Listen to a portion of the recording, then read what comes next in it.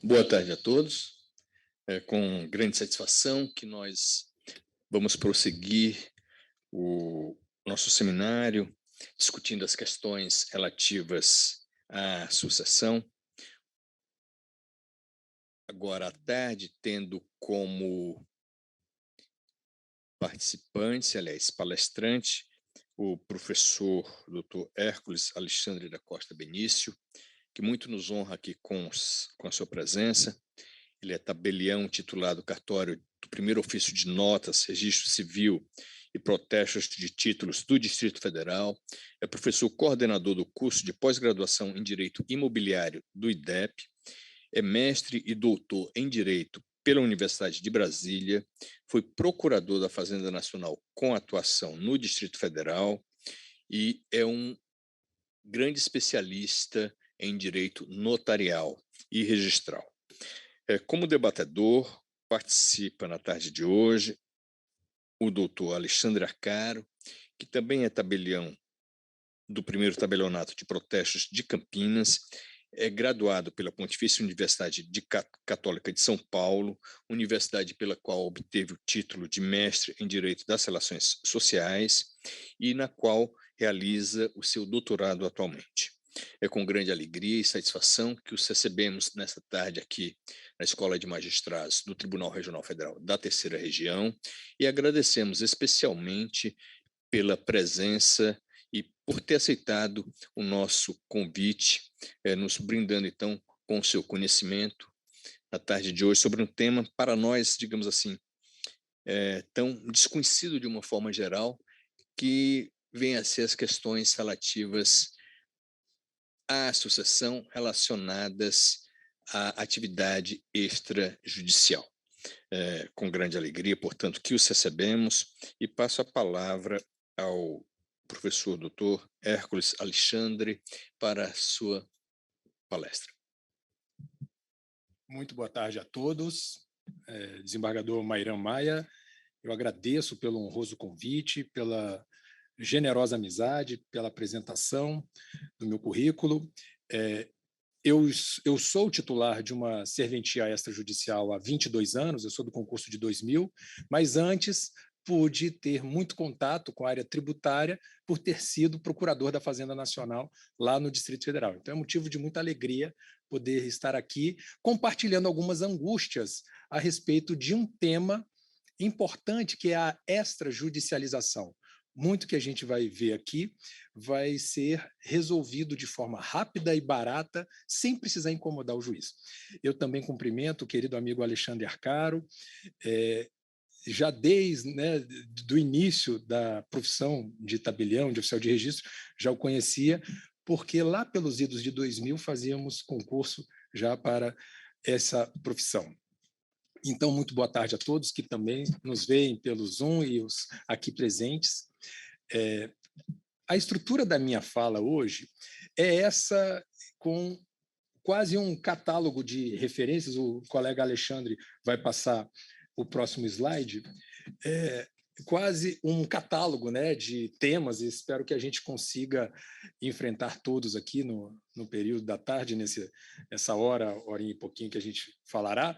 Mas, num primeiro momento, é mostrar a importância dessa que dizem desjudicialização, mas, a bem da verdade, não é uma desjudicialização, é um compartilhamento de uma atribuição.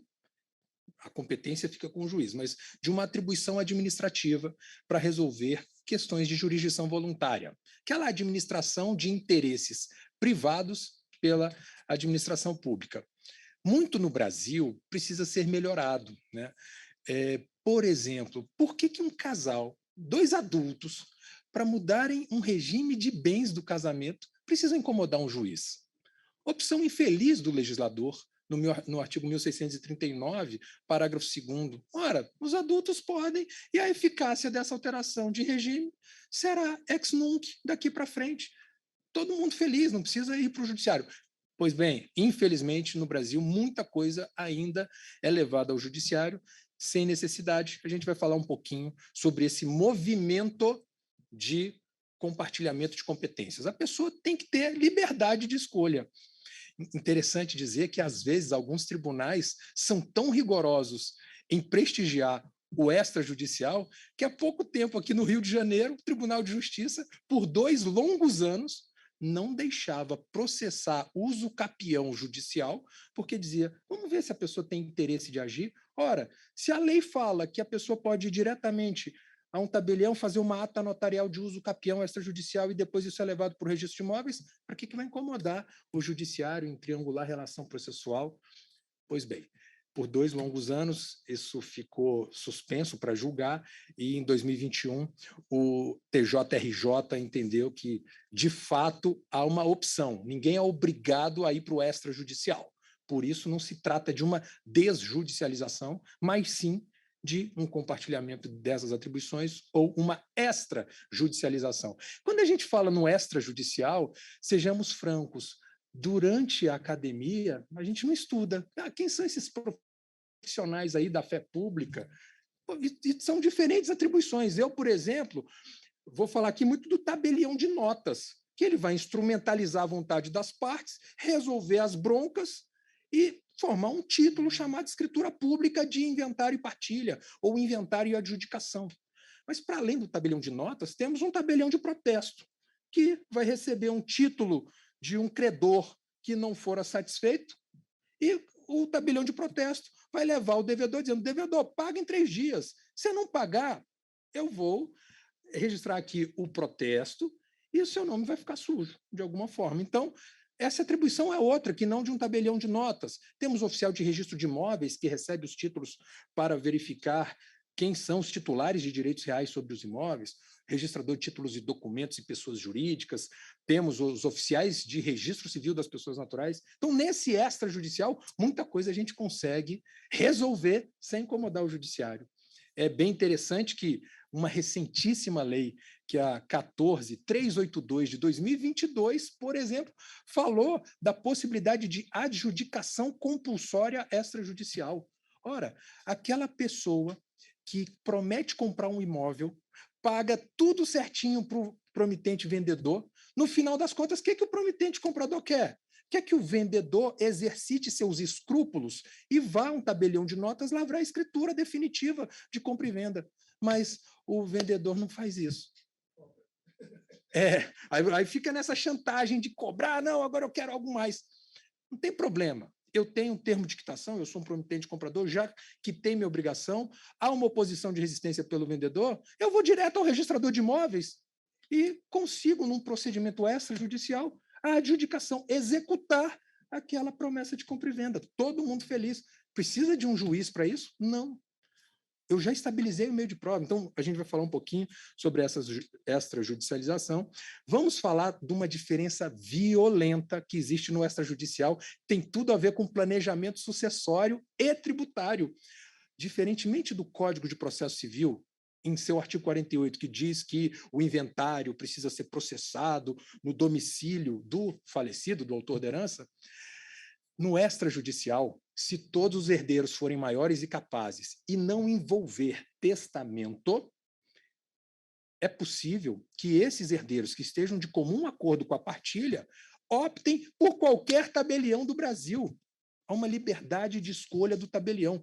Aí vocês vão dizer, sério? Mas eu ouvi dizer que os estados têm diferentes alíquotas de ITCD. Por exemplo, no Distrito Federal, a alíquota é progressiva, 4%, 5% e 6%. Mas pode ter outro lugar que a alíquota seja de 2%, 3%, 4%. A alíquota máxima no Brasil é de 8% por uma resolução do Senado Federal. Né? Nós temos, então, um teto de alíquota para o ITCMD. Mas o certo é que, repare, eu, herdeiro, posso levar um inventário extrajudicial para qualquer unidade federativa do Brasil. Hércules, mas grande coisa, se você vai ter que gerar uma guia de ITCD quanto aos bens imóveis para a Secretaria de Estado, Secretaria de Fazenda do Estado onde situado o imóvel, qual é a vantagem? A vantagem é que, se houver bens móveis no acervo patrimonial, eu posso pagar o ITCMD no lugar em que eu estiver fazendo a escritura pública. E repare, o falecido pode ter deixado uma fazenda, mas em cima dessa fazenda tem um rebanho ali, cabeças de gado, tudo muito valoroso. Se você sai de um estado para outro, é possível que você faça um bom planejamento tributário. sem contar também com eventual planejamento quanto a emolumentos, porque é uma diferença de tabela de emolumentos. Isso é constrangedor dizer, mas existe uma diferença de emolumentos, uma assimetria. Isso está ao bel talante dos herdeiros. Podem expressar esse tipo de planejamento com a liberdade do tabelião. Depois a gente vai falar sobre o rigor na indicação do inventariante, enquanto o Código de Processo Civil, no artigo 617, impõe uma hierarquia de nomeação de quem vai ser o inventariante, o administrador, lá da herança até a partilha, o inventário extrajudicial, por incrível que pareça, diz não, você não precisa respeitar hierarquia nenhuma. Então, o advogado dos herdeiros, ele pode ser inventariante? Poxa, tem algumas responsabilidades que eu vou ferir aqui, eu vou tratar de mostrar a importância do inventariante. Porque o inventariante, ele não finaliza o seu munus com a partilha. Ele vai precisar fazer a declaração final do espólio. E ali ele pode machucar muito herdeiro com ganho de capital do espólio. Ou ele pode, eventualmente, ser tão ingênuo e desperdiçar o benefício fiscal da redução da base de cálculo do ganho de capital, que a gente vai falar aqui. Instrução normativa da Receita Federal 81, a Lei 11.196, e tem tudo a ver com vocês, porque imposto sobre a renda, se tiver alguma sonegação, vai chegar para o juiz federal. Daí a gente vai falar também sobre alguns enunciados da primeira jornada de direito notarial e registral, uma facilidade que o CNJ deu para os inventariantes agora em 2022, ele explicitou uma facilidade que é basicamente o seguinte: os herdeiros receberam uma bolada de herança, só que nenhum herdeiro tem cascalho, tem dinheiro para pagar o ITCD. O que fazer? Pedir um alvará para o juiz das sucessões?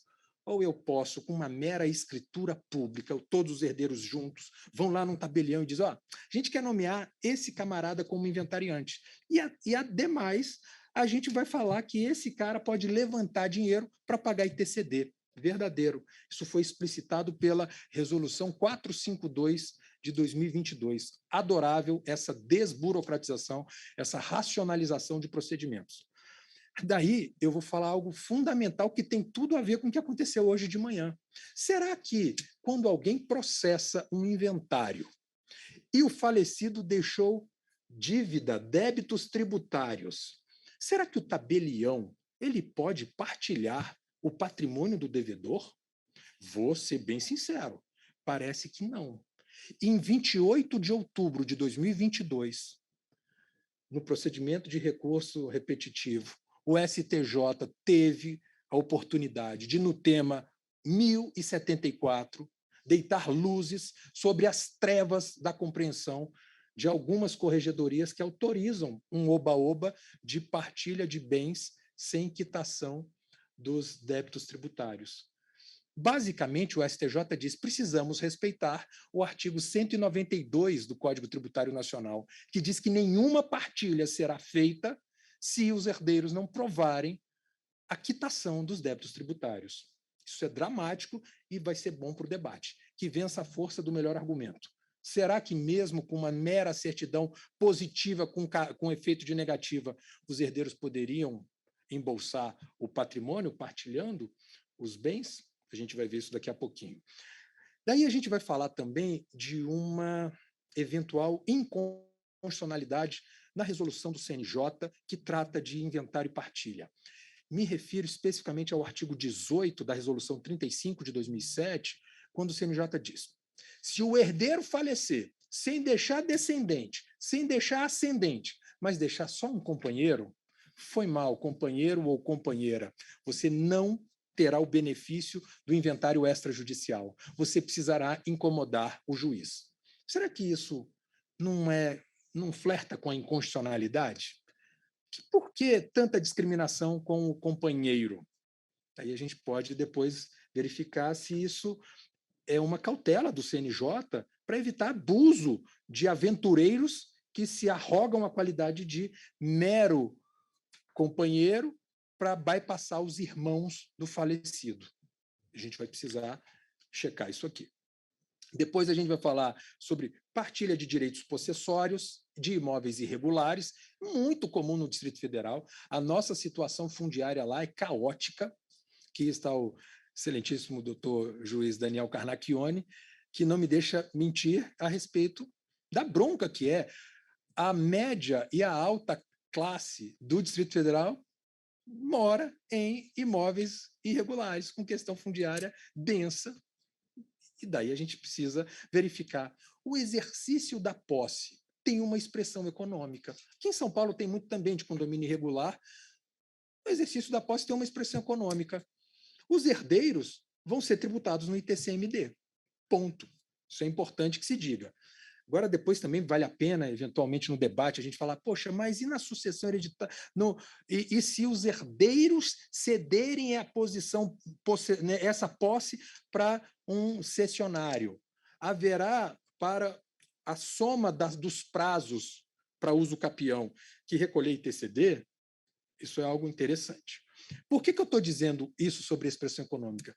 Pessoal, porque vale a pena os juízes federais, quando verificarem que alguma parte faleceu no processo, e vamos supor que esta parte seja beneficiária de um precatório. Ora, quem serão os sucessores deste beneficiário do precatório? Eu preciso perguntar isso para o juízo da sucessão hereditária.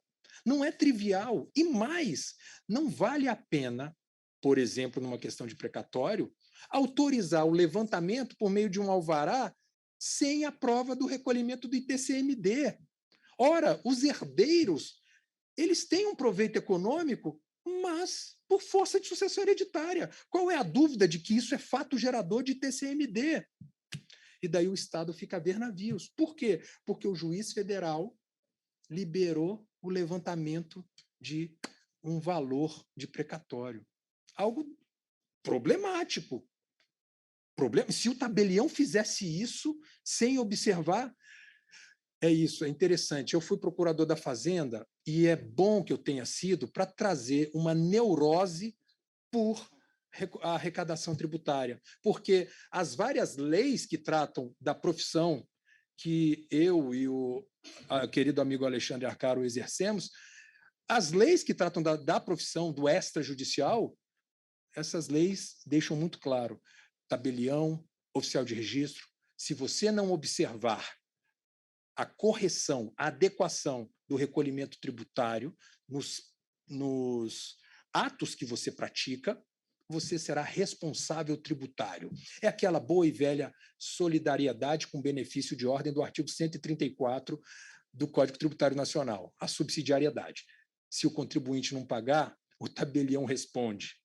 Ah, mas isso só está no Código Tributário Nacional? Fala, não. Está na Lei 7433, de 85, que ensina a gente a fazer uma escritura pública. Está no artigo 30 da Lei 8935, de 94, que fala do Estatuto de Notários e Registradores. Então, a gente precisa ter neurose por tributo. Simples assim.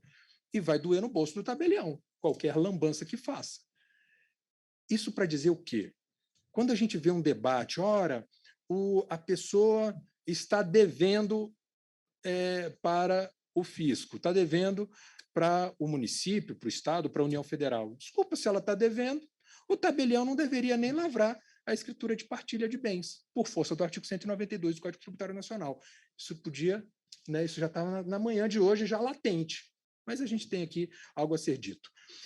E esse último item aqui, eu vou pedir desculpas porque já foi estressado o argumento sobre renúncia do direito concorrencial no pacto antinupcial, era só para justificar para o desembargador Mairan que às vezes o tabelião faz, de forma pensada, alguma cláusula num pacto antinupcial, mas para dizer, essa é a vontade das partes. Se isso vai conseguir produzir efeito ou não, a gente vai precisar verificar a maturidade no futuro, mas é algo que é interessante dizer como o tabelião, no dia a dia, ele estabiliza meio de prova e, às vezes, até pratica atos anuláveis. Repare, quando um pai vende para um filho um imóvel, ou vende um imóvel, por exemplo, o artigo 496 do Código Civil diz que é preciso chamar os irmãos do comprador para calibrarem, para fiscalizarem o preço desse imóvel. Será que o tabelião pode lavrar uma escritura sem a presença dos irmãos? Pode, mas esse ato é anulável, diz o artigo 496 do Código Civil. Só que é anulável E os irmãos eventualmente prejudicados vão ter o prazo decadencial de meros 2 anos para impugnar essa alienação. Então, é interessante ver que o tabelião estabiliza a manifestação de vontade, eventualmente instrumentalizando negócios anuláveis. Ah, mas Hércules, você tem que dar segurança jurídica. Eu dou segurança jurídica, mas o consentimento esclarecido, as pessoas estão sabendo da bronca. Repare, quando um condômino aliena a sua fração ideal, o que diz o artigo 504 do Código Civil? Condômino, você tem que dar direito de preferência para o outro seu condômino, para o coproprietário. E se eu não der o direito de preferência? Em 180 dias, esse condômino vai poder desfazer a coisa aqui e ficar pagando para o comprador aquilo que ele, né, o que ele desembolsara, ele vai ficar com a coisa. Então, os tabeliães eles podem fazer esses atos e entendo que isso é, sim, manter segurança jurídica. Os adultos têm autonomia privada para, eventualmente, se lançarem numa aventura não muito temerária, porque controlada por uma escritura pública. Mas eu só queria impactá-los já de cara com esse primeiro quadrinho aqui, para mostrar que, ano após ano, os tabeliães vêm contribuindo muito com os inventários extrajudiciais. Esse dado aqui é de ontem, tá? O Colégio Notarial do Brasil, por seu Conselho Federal, passou esse quadro. Se vocês forem ver, desde 2007 até 2022. Cada coluna dessa aqui representa um ano de atuação. 2022 ainda não acabou, por isso que a gente não passou o ano de 2021. Repare que com a Covid, 2021 deu um boom, né, de inventários extrajudiciais.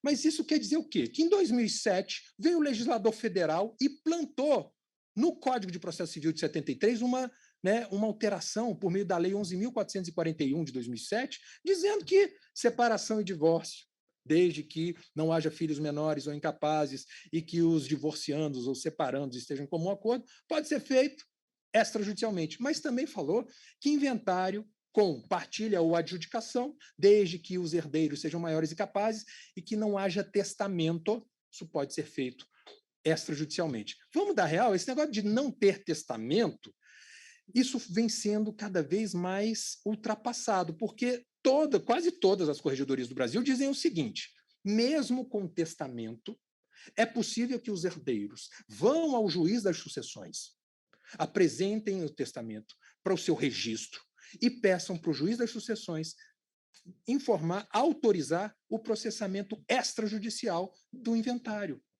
Simples assim, isso acontece a torto e a direito, Brasil afora. Simples assim. Então, desde 2007, temos esse movimento forte da extrajudicialização de inventários, mais de 1.800.000 processos judiciais evitados. Quer dizer, ótimo, porque deve ser uma canseira, às vezes, né, fazer, assim, processar um inventário, mas o que eu gostaria de dizer é o seguinte: as pessoas, às vezes, em litígio, elas poderiam ter um pouco mais de maturidade para saber que, no extrajudicial, os emolumentos, em regra, são bem módicos, assim, são acessíveis, adequados, mas a celeridade. Olha o custo de oportunidade que é levar o judiciário e aguardar, vai lá, 20 anos para concluir uma partilha.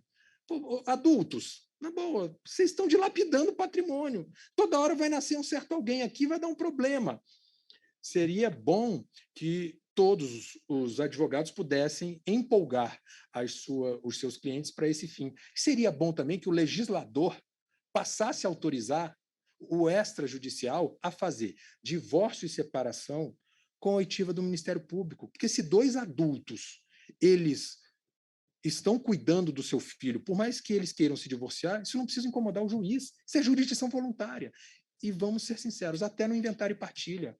Tem menor ou incapaz envolvido, não incomoda o juiz, leva para o Ministério Público. E o Ministério Público interage muito com o tabelião. Repare que quando a gente precisa constituir uma fundação, o tabelião pergunta: Ministério Público, o patrimônio, e tem que ser por escritura pública ou testamento, a constituição de uma fundação. Está lá no artigo 62 do Código Civil, sobre a forma de constituir uma fundação. Tá, o objetivo é esse, tudo tranquilo, pronto, interage o Ministério Público. Muita coisa a gente precisa melhorar. Pois bem, o primeiro ponto, que eu agora vou mostrar por slides, é essa questão de liberdade de escolha do tabelião. O CPC diz uma coisa, a resolução CNJ 35 de 2007 diz outra. Por quê? Porque no Brasil nós temos um estilo de profissional, que é o tabelião de notas, num estilo de notariado latino, em que a clientela, os usuários do serviço, eles têm um contato com o tabelião e escolhem um tabelião de confiança. E então eles podem escolher qualquer tabelião. No Estatuto de Notários e Registradores, que é a Lei 8935 de 94, por seu artigo 8º, está lá. É livre a escolha do tabelião, independentemente do domicílio das partes ou da situação dos imóveis. Essa liberdade. Mas olha que interessante. Um ato administrativo normativo do CNJ corrompe o que tem de competência no CPC sem consultar, por exemplo, os secretários de Fazenda dos estados. Eu fico pensando cá comigo, poxa, será que isso não dá uma guerra fiscal, não? O certo é que dá guerra fiscal, não há dúvida. Eu vou poder buscar emolumentos em outra unidade federativa, eu vou poder buscar alíquotas de TCD quando a gente não fala de amadorismo na base de cálculo do ITCD. Olha só, eu tenho uma fazenda e tem rebanho de suínos, bovinos, equinos, no estilo professor Daniel Carnacchione, que é, né, um grande fazendeiro com vasta propriedade, e o rebanho, vários rebanhos, bovino, suíno, equino. Agora, qual é a base de cálculo? Como calcular? Algumas unidades federativas vão dizer, eu quero a pauta de valores do ICMS, eu preciso ter um padrão aqui de qual vai ser a base. Outras unidades da federação, a Secretaria de Economia ou de Estado, né, da Fazenda, pode dizer, não, mera declaração das partes. Aí o herdeiro vai falar, sério, que eu não preciso usar a base do ICMS? O cara vai fugir do lugar. É algo problemático, a gente precisa profissionalizar todos. O que eu estou dizendo aqui é que nesse nosso Brasilzão, a capacidade governativa das diferentes unidades federativas, a capacidade é diferente. Basta a gente ver que um grande problema do Brasil é essa federação de, vai lá, 5.560 municípios, em que tem município que sequer tem um habitante por quilômetro quadrado. Esse município devia ter a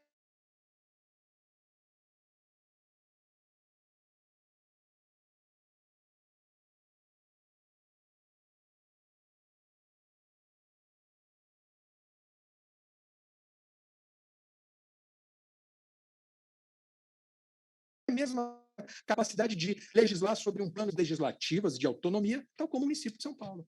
Algo problemático. É só para dar um exemplo que também os Estados-membros gozam de diferentes capacidades governativas.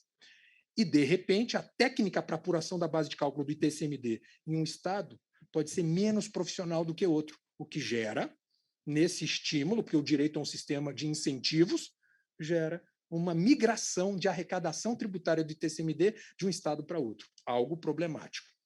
Mas o nosso ponto aqui é sobre inventário extrajudicial, e aqui eu gostaria de mostrar já uma diferença de normatividade entre o que trata o Código de Processo Civil e a Resolução 35 do CNJ, quanto a credores do espólio. De uma forma mais profissional, o CPC diz: quando o falecido deixar credores, é preciso reservar bens suficientes para a satisfação dos credores. Ponto. Você está tranquilo. Artigo 663 do CPC. Já a ligeira Resolução 35 do CNJ não faz referência à obrigatoriedade de reserva de bens. Ou será que o tabelião tem que intimar os credores e tal? É bem interessante isso, porque às vezes gera um amadorismo para tabeliões de notas, que não levam tão a sério essa situação, tá bom? Só para dizer que o tabelião precisa ter um paralelismo com o CPC e precisa sim cuidar dos credores do espólio. O Tribunal de Justiça de São Paulo, por seu Conselho Superior da Magistratura, teve oportunidade de analisar a questão quando um registrador de imóveis disse: bateu aqui uma escritura de sobrepartilha. Nessa escritura, os herdeiros declaram que o falecido deixou credores. Só que eu não estou vendo os credores aqui, não, nessa escritura. E o registrador de imóveis se recusou a registrar aquela sobrepartilha com relação ao bem. E os herdeiros ficaram insatisfeitos. Falaram, não, estamos irresignados, não faz sentido. Mandaram isso para o juiz de registros públicos por meio de um procedimento de suscitação de dúvida registral. Aqui em São Paulo foi dito, desculpa, o registrador de imóveis está coberto de razão. É preciso cuidar dos credores do espólio, principalmente se o credor for o fisco. E os poderes sobrenaturais do fisco são tão assim magnânimos que a gente tem o artigo 185 do Código Tributário Nacional, que diz sobre a fraude na alienação de bens também. Repare que hoje, cada vez mais, a gente tem um movimento de concentração dos atos na matrícula do imóvel. Quer dizer, só vou abrir parênteses aqui para contar uma coisa importante que está acontecendo no Brasil. Se eu sou proprietário de um imóvel e o desembargador Mairan quiser comprar o meu imóvel, ele não precisa pedir certidão de feitos ajuizados contra o Hércules. Por quê? Não cumpre ao Mairan, adquirente de boa-fé, perscrutar quem são os meus credores. São os meus credores é que precisam sujar a matrícula do meu imóvel. São os meus credores é que precisam averbar uma notícia de que estão com uma ação, estão insatisfeitos com a minha inadimplência. Por quê? Se os meus credores não fizerem isso, e o Mairan comprar o meu imóvel, ele é adquirente de boa-fé. Hércules, sério? Onde é que está escrito isso? Artigo 54 da Lei 13.097 de 2015. Por incrível que pareça, desde 2015, no seu artigo 54 da Lei 13.097, já existe essa explicitação do princípio da concentração na matrícula. Isso foi muito reforçado, que nem gente grande, agora em 2022, pela Lei 14.382 de 2022, que reforça, lá no artigo 54 da Lei 13.097, esse princípio da concentração na matrícula, dizendo o adquirente não pedirá certidão de feitos ajuizados contra o vendedor. Agora, é bom que se diga, por força de uma lei tributária, que foi recepcionada pela Constituição com força de lei complementar, que é o Código Tributário Nacional, artigo 185, se o credor for um credor tributário, foi mal, haverá essa ineficácia por fraude na alienação. A não ser que, parágrafo único do artigo 185, este contribuinte devedor tenha reservado bens suficientes para saldar a dívida tributária. É isso que está lá no 185. Então, só para mostrar que o cenário é esse, né, que eu preciso respeitar credores. Pessoal, agora eu vou pedir licença para algo importante também, que é o rigor na indicação de quem será o ou a inventariante em um processo de inventário. A gente sabe que, por força lá do Código de Processo Civil, o inventário vai ter que ter um inventariante, e no extrajudicial isso não é diferente. Artigo 11 da Resolução CNJ 35. É obrigatória a nomeação de interessado na escritura pública de inventário e partilha para representar o espólio com poderes de inventariante no cumprimento de obrigações, sem necessidade de seguir a ordem prevista no artigo, antigamente era o artigo 990 do CPC de 73. E como passou para ser o artigo 617 do CPC de 2015, esse caput foi atualizado pelo CNJ. A gente sabe que no CPC existe uma hierarquia, o juiz vai nomear primeiro o cônjuge ou companheiro, depois herdeiros e assim sucessivamente. Agora, por que o Hércules está falando que, ora, advogado, se você quer ser inventariante, saiba das suas obrigações. O inventariante vai ser responsável, por exemplo, pela declaração final do espólio. Hércules, mas o cara faleceu, o CPF do cara vai estar CPF de falecido.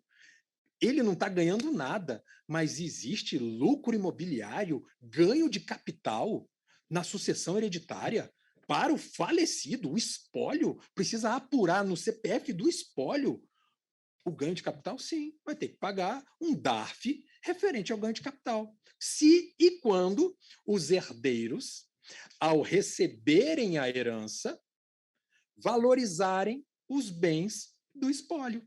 Vamos supor que o cara faleceu e tinha comprado um imóvel no valor de R$100 mil.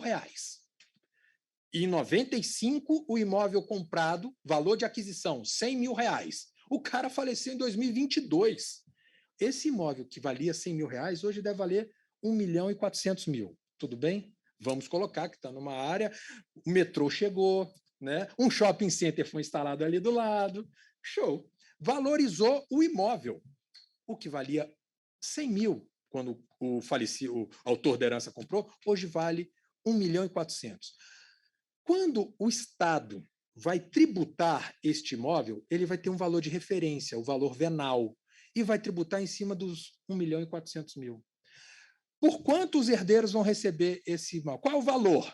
Se os herdeiros colocarem que estão recebendo por R$100 mil, aí tudo bem, não teve ganho de capital para o falecido, para o espólio. Mas se os herdeiros colocarem estão adquirindo pelo valor de R$1.400.000, essa diferença entre valor de transferência para os herdeiros menos o valor de aquisição do falecido, isso é base de cálculo do ganho de capital, do lucro imobiliário, do espólio. Sério? Artigo 23 da Lei 9.532 de 97.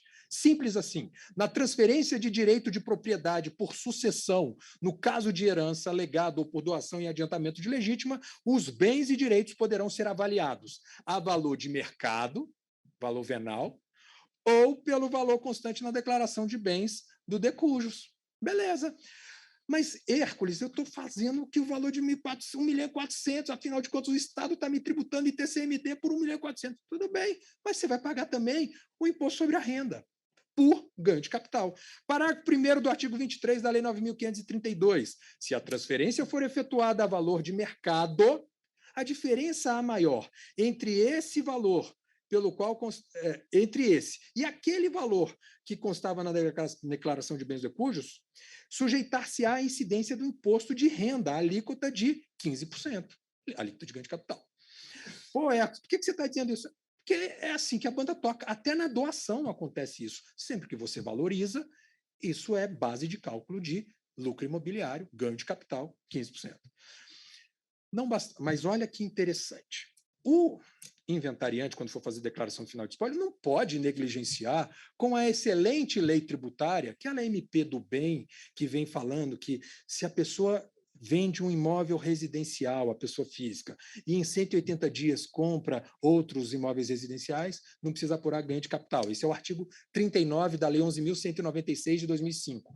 Mas o artigo 40 dessa lei, ela diz o seguinte: sabe aquela base de cálculo do ganho de capital, que no meu exemplo está em 1.300.000, porque o cara comprou por 100 e está agora transferindo por 1.400.000? Essa base de 1.300.000, em que vai incidir a alíquota de 15%, ela pode ser reduzida, pode ser enxugada por força de um benefício fiscal do artigo 40 da Lei 11.196. E se o advogado não souber, ele está perdendo a chance de maximizar o interesse dos herdeiros.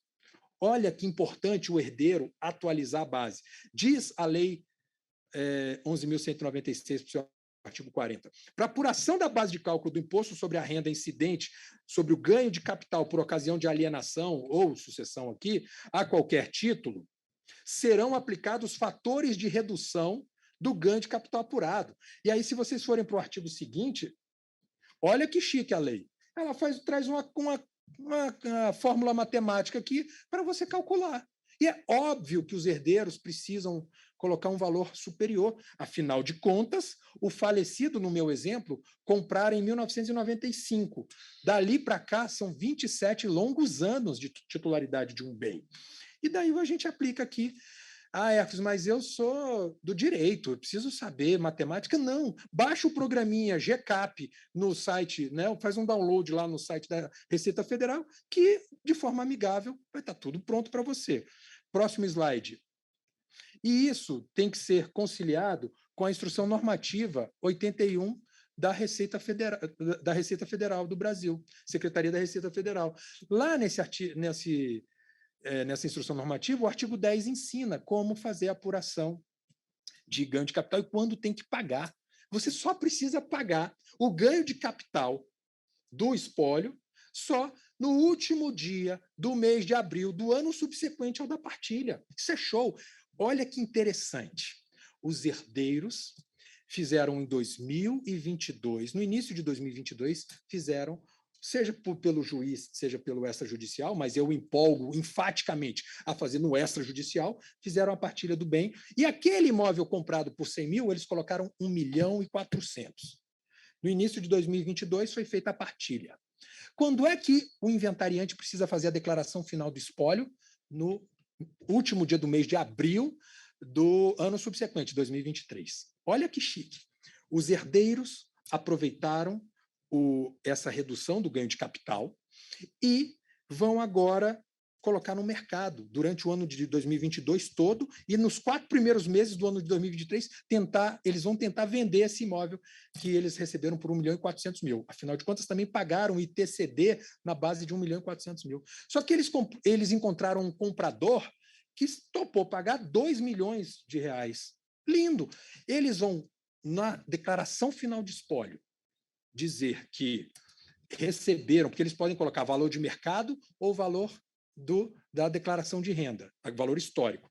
Eles podem colocar os 2 milhões, vão ter um benefício fiscal do slide anterior, que são aqueles 2 parágrafos do artigo 40 da Lei 11.196, fizeram um planejamento tributário sensacional e não desperdiçaram, então, esse tipo de benefício fiscal, porque, de forma sagaz, o inventariante estava sabendo dessas questões tributárias.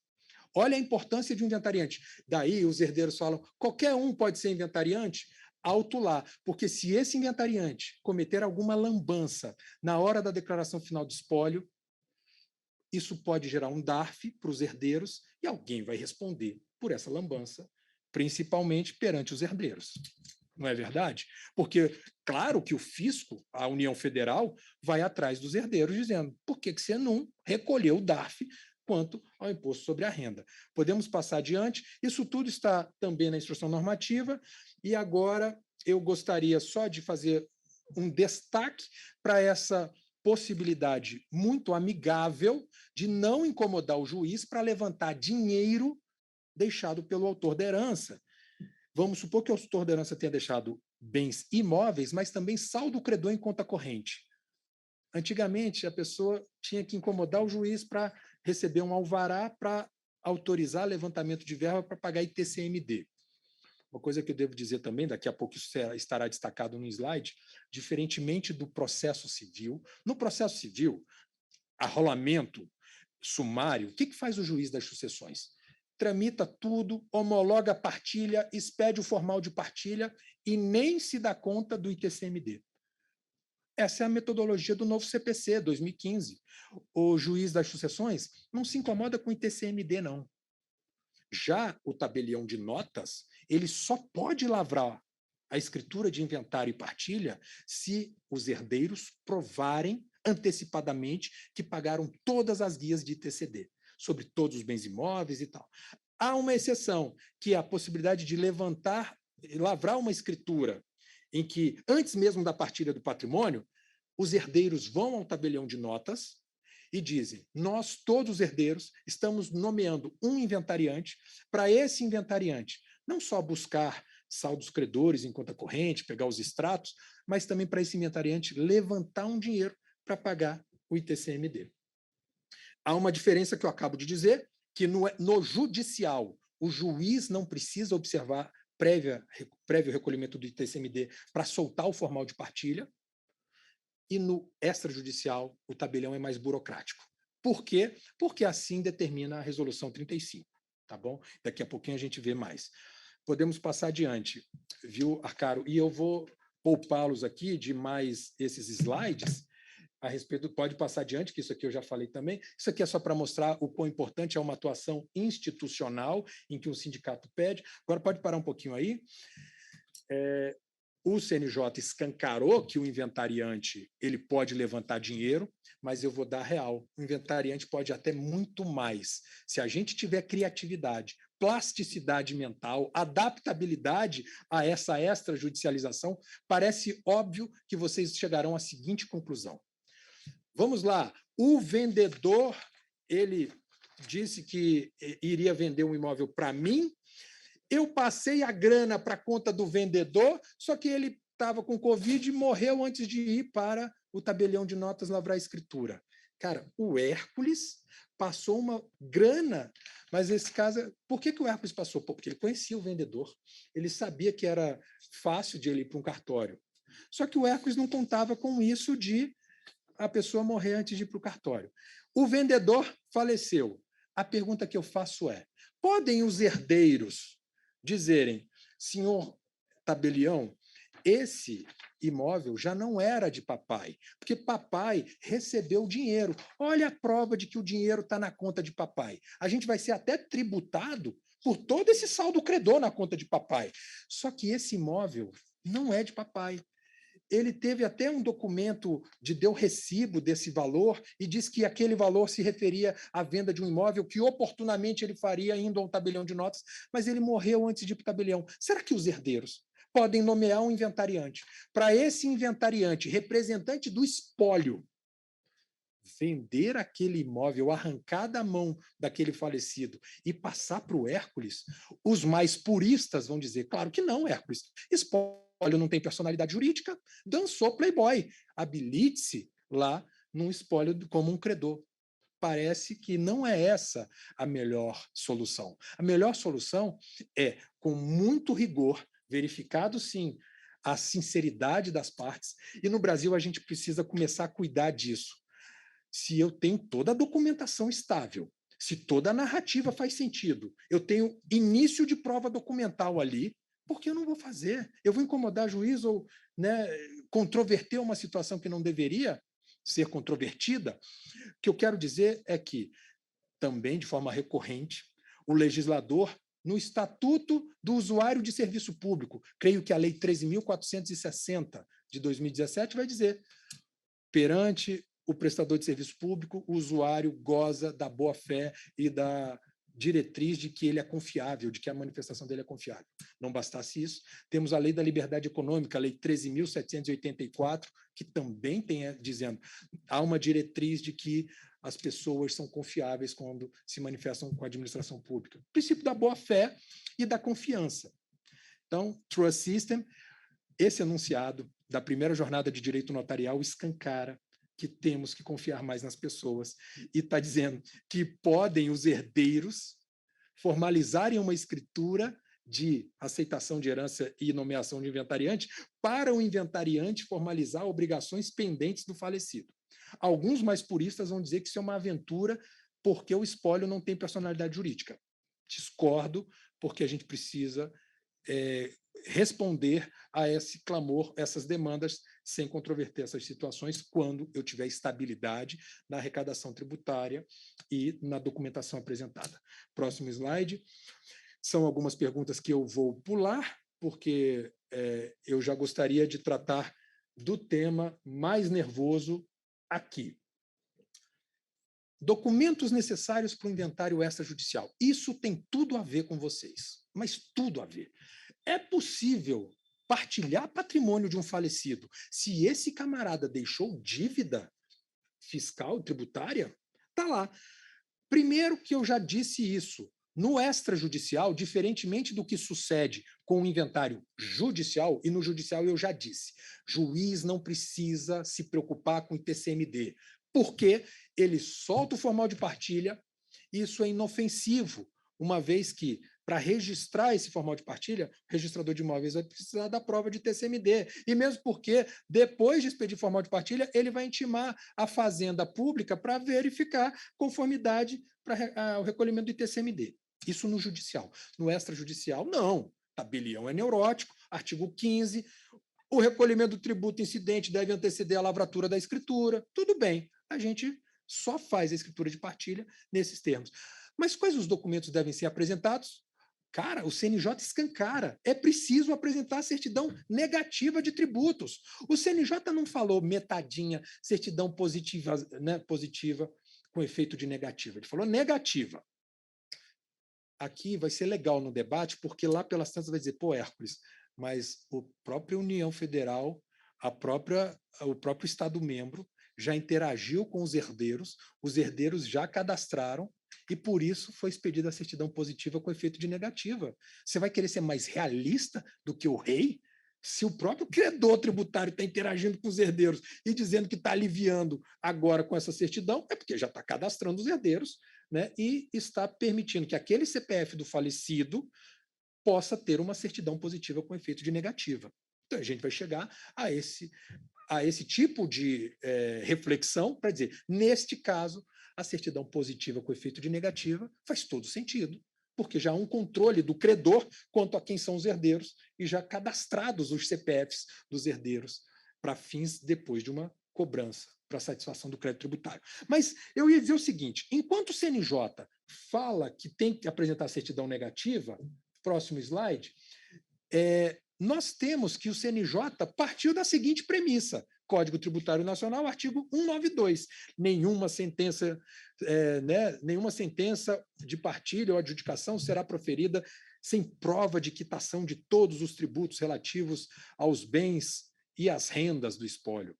E também o artigo 31 da Lei de Execução Fiscal está lá. Nos processos de inventário, a prova de quitação da dívida ou a concordância da Fazenda Pública. Olha a concordância da Fazenda Pública aqui, para a gente depois poder checar a partilha. Não fosse isso, e a gente sabe que isso aqui é o correto, porque o CNJ está lastreado em determinações legais, vamos ver o que acontece com a gente.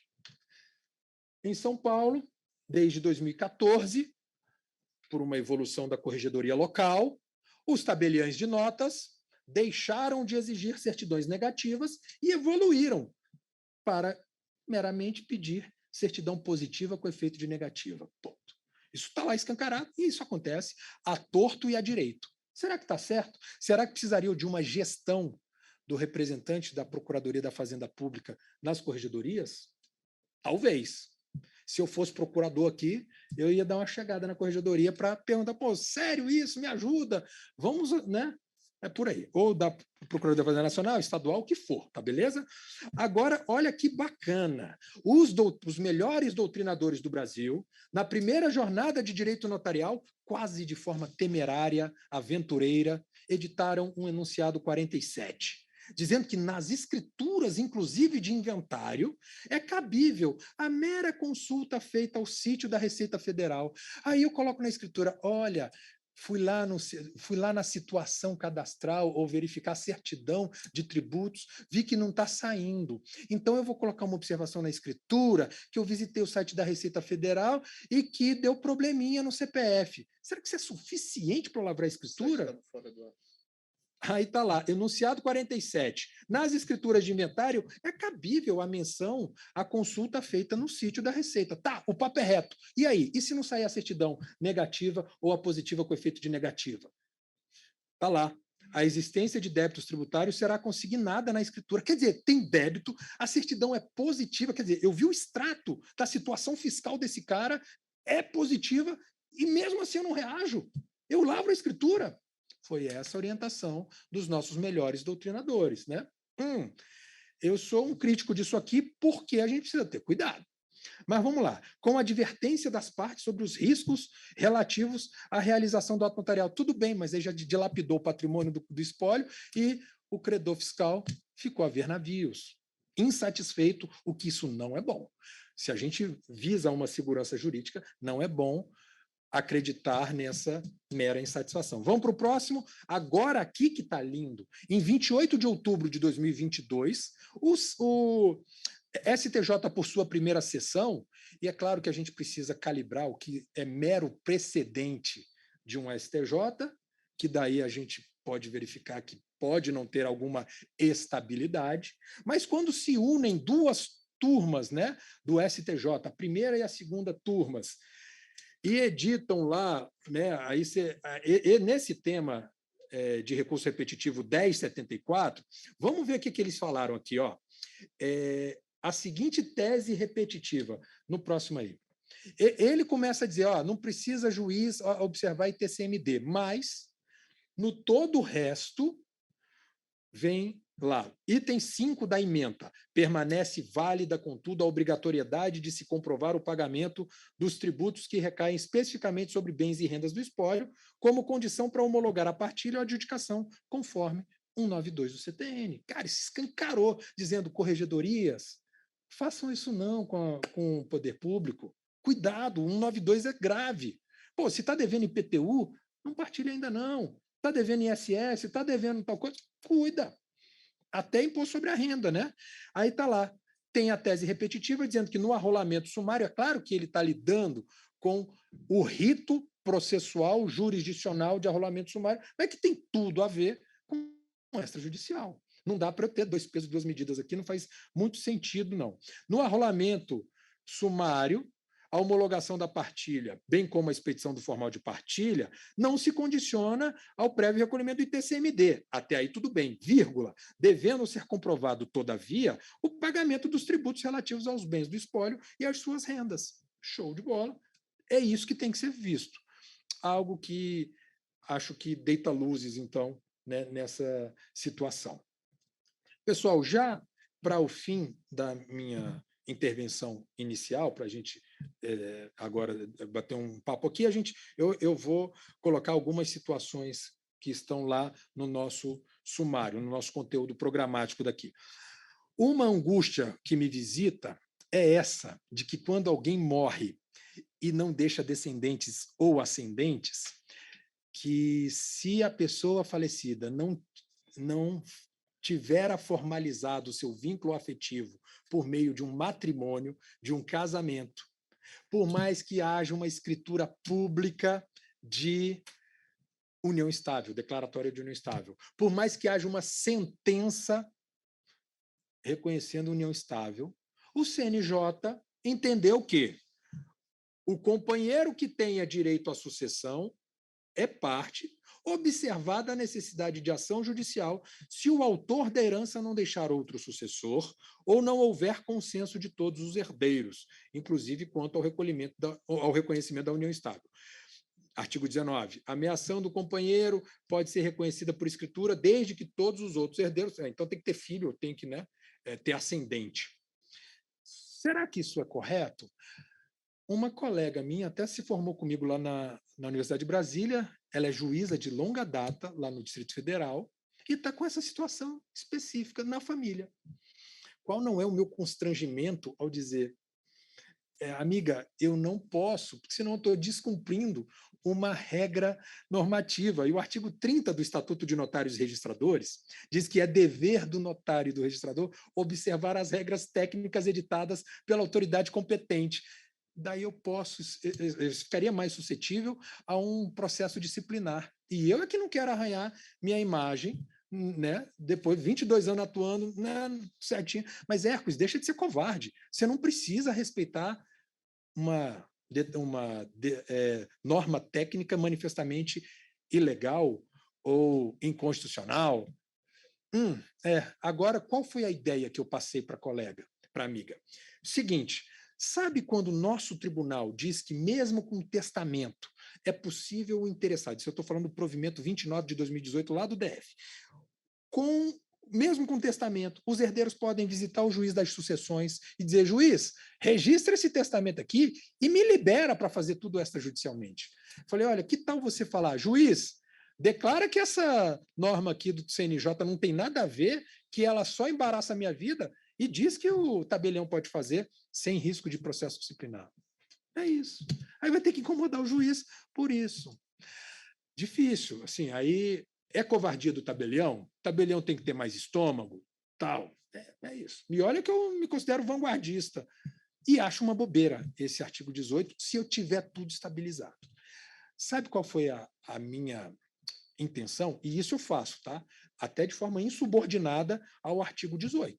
Se por um acaso todos os irmãos do falecido ou da falecida estiverem junto com o companheiro ou companheira sobrevivente e disserem, tá tudo em casa, por óbvio eu faria. Eu faria a escritura de inventário e partilha extrajudicial com testemunho dos colaterais. Simples assim. Aí eu compro a briga. Foi o que eu orientei. Falei, ó, traga os irmãos. Ah, pô, mas um cara mora não sei onde, tá super difícil. Valeu, foi mal. Me ajuda a te ajudar. Eu dou conta de te ajudar, mas a gente precisa de criatividade. Vidinha difícil essa de quem está na ponta da lança, eventualmente insatisfazendo pessoas honestas, confiáveis, porque regras obstaculizam a desenvoltura de um profissional. Próximo slide. É algo interessante que acontece muito lá no DF. Isso aqui é um precedente de Minas Gerais, por óbvio, acontece muito em divórcio, separação, né? Na partilha de bens. Qual é a titularidade dos divorciandos? Expressão econômica do direito possessório. Tranquilo. Isso pode ser, sim, objeto de uma sucessão hereditária. Poxa, mas se eu coloco numa escritura pública de sucessão, né, uma escritura pública de inventário, que eu estou inventariando aquele direito possessório, pode vir um Ministério Público da Ordem Urbanística e dizer: você está prestando um desserviço porque você está sendo conivente com o parcelamento irregular do solo, e a Lei 6766 de 79 trata isso como crime, quem de qualquer forma contribui com esse parcelamento. Desculpa, isso tem uma expressão econômica, o judiciário reconhece isso e a gente precisa, sim, recolher o tributo referente a essa expressão econômica.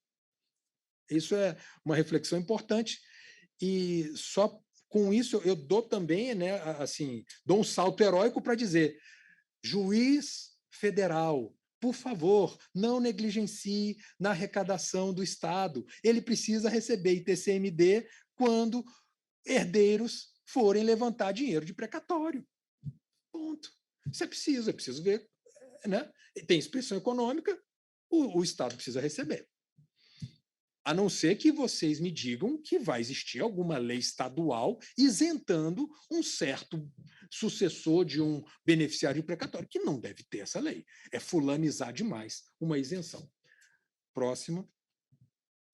Isso aqui é a mesma, na mesma linha, né, de falar, é o mesmo precedente, 1 milhão e tal. Agora, como eu disse, eu iria poupá-los aqui dessa questão referente à renúncia ao direito concorrencial, porque a gente ontem já teve a oportunidade de dizer. Então, a indagação mais seria essa aqui, nesse indaga-se aqui, viu, Alexandre? E aqui eu só gostaria de fazer uma publicidade para o inventário extrajudicial. No inventário extrajudicial, quem prolata a decisão é o tabelião. E essa decisão do tabelião, essa escritura pública, ela meio que tem uma força, ela é tão forte quanto uma sentença de um juiz. Tanto é que vai para o registro de imóveis, tanto é que vai para o Detran, vai para o banco, a galera levanta a grana, todo mundo feliz. Agora, olha que legal fazendo um extrajudicial. As partes elas vão poder estruturar a partilha de uma forma bastante criativa até, e eu vou dar o exemplo de uma separação obrigatória de bens. O falecido, ele era casado com uma mulher, eu vou deixar essa mulher sobreviver, vou matar o maridão, mas o casamento era sob o regime da separação obrigatória de bens. O STJ disse em 2018 o seguinte: quando o regime da separação obrigatória de bens, é preciso, para comunicar patrimônio onerosamente adquirido na constância do casamento, preciso provar o esforço comum. E ele afastou a súmula 377 do Supremo, porque ele disse, o STJ, agora quem tem as rédeas da uniformização, né, da interpretação da lei federal, é esse STJ. Então eu afasto a súmula 377, que presumia esforço comum. A súmula 377 do Supremo, como que aproximava o regime da separação obrigatória ao da comunhão parcial. Aí veio o STJ em 2018 e falou: não, a banda toca diferente.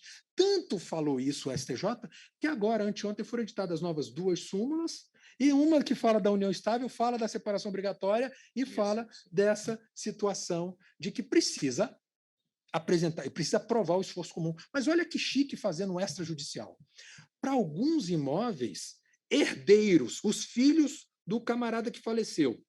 E esses filhos não são filhos comuns da viúva, né, do cônjuge sobrevivente. Esses caras eram filhos há muito tempo. Aí a pessoa se casou no regime da separação obrigatória de bens, ficou a viúva. A viúva e os filhos podem entrar num acordo e fulanizar. Aquele bem ali foi com esforço comum. Aquele outro, não, era só papai que se esforçou, então era bem particular dele. Isso é possível. Ah, por quê? Porque as pessoas são confiáveis. Eu confio na boa-fé das pessoas e ali não há sonegação de tributo. Hércules, mas pode haver, você está muito ingênuo. Desculpa.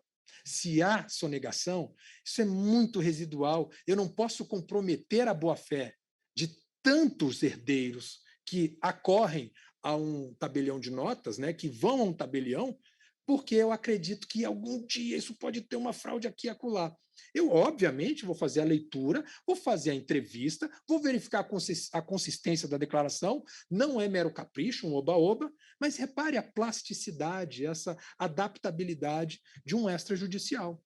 Nesse aspecto, é que eu ia dizendo que estabilizamos o meio de prova, e quanto a essa indagação, é possível um imprestígio da autonomia privada que, num pacto antinupcial, ou até mesmo posteriormente, em escritura no decorrer do casamento, haja essa renúncia de direito concorrencial?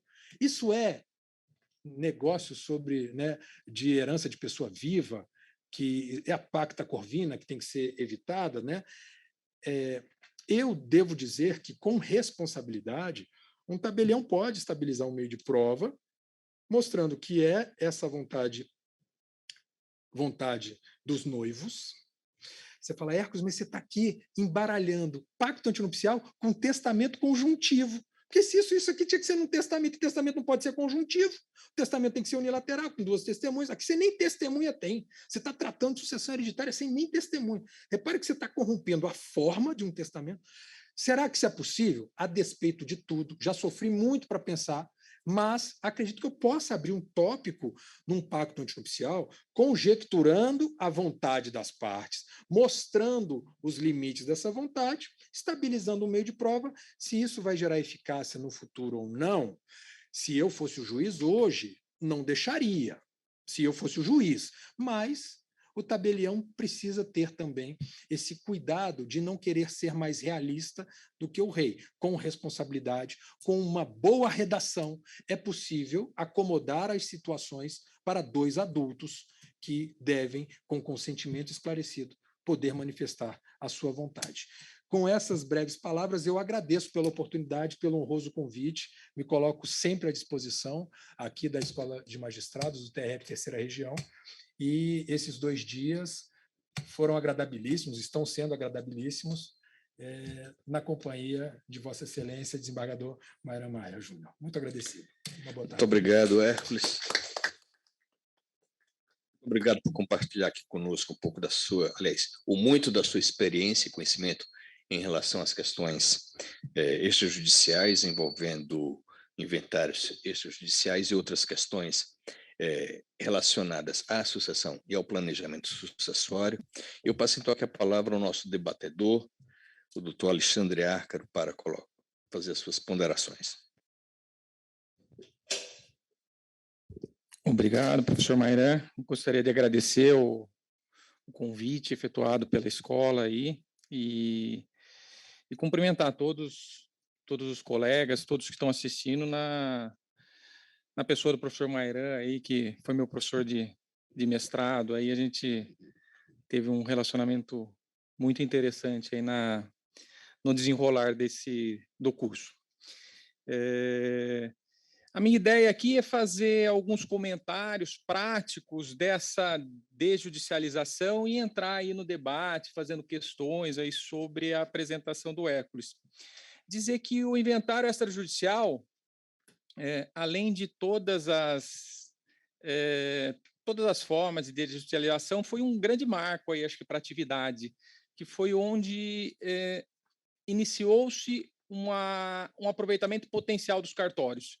Os cartórios, a partir daquele momento, eles começam a apresentar uma faceta que era um pouco escondida de possibilidades de aproveitamento aí das estruturas notariais e de registro que estão espalhadas no Brasil inteiro. Então, a partir daquele momento, há uma conjugação de esforços aí e esse aproveitamento da sociedade perante os cartórios, de maneira genérica, eles se tornam muito muito próximos da sociedade.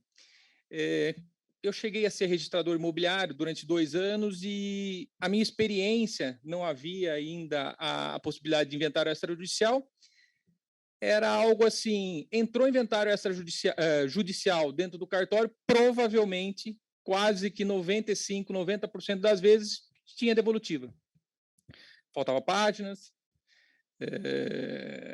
faltava documentos, faltavam declarações, faltavam partes, faltavam até, às vezes, inventariava 50% do imóvel que precisava levar na totalidade. Então, assim, realmente, a experiência que eu tive chegou o inventário extrajudicial, era realmente objeto de nota devolutiva. E outra coisa bastante engraçada, eu recentemente perdi meu pai e a gente estava fazendo a documentação lá, e quando eu era titular do cartório lá, chegavam os documentos lá e geralmente a pessoa vinha com um inventário de 20 anos, 25 anos, e ela queria que você registrasse com uma rapidez grande.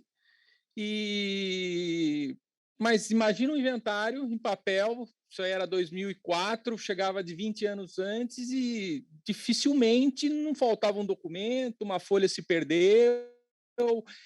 E nesse fato de eu ter perdido meu pai, a gente teve que entrar na documentação e casa de ferreiro, espeta de pau, né? Eu tive que levantar 2 inventários dos meus 2 avós, um de 68, outro de 78. Então, como é que faz?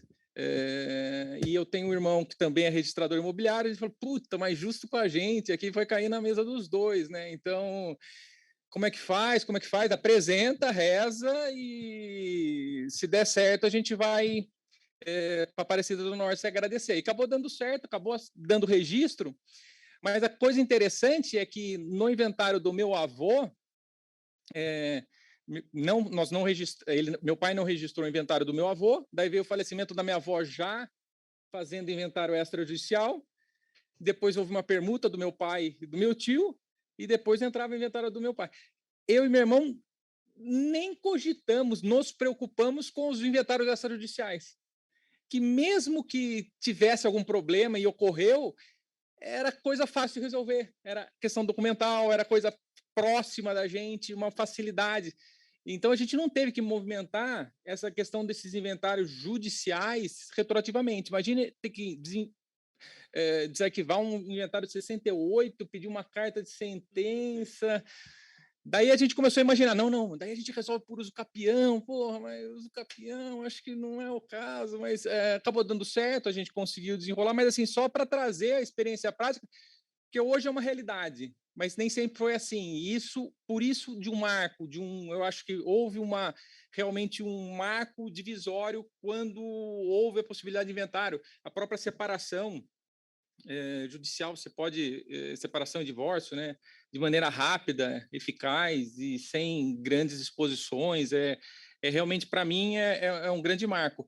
Mas assim, a atividade extrajudicial ela tem crescido muito, né?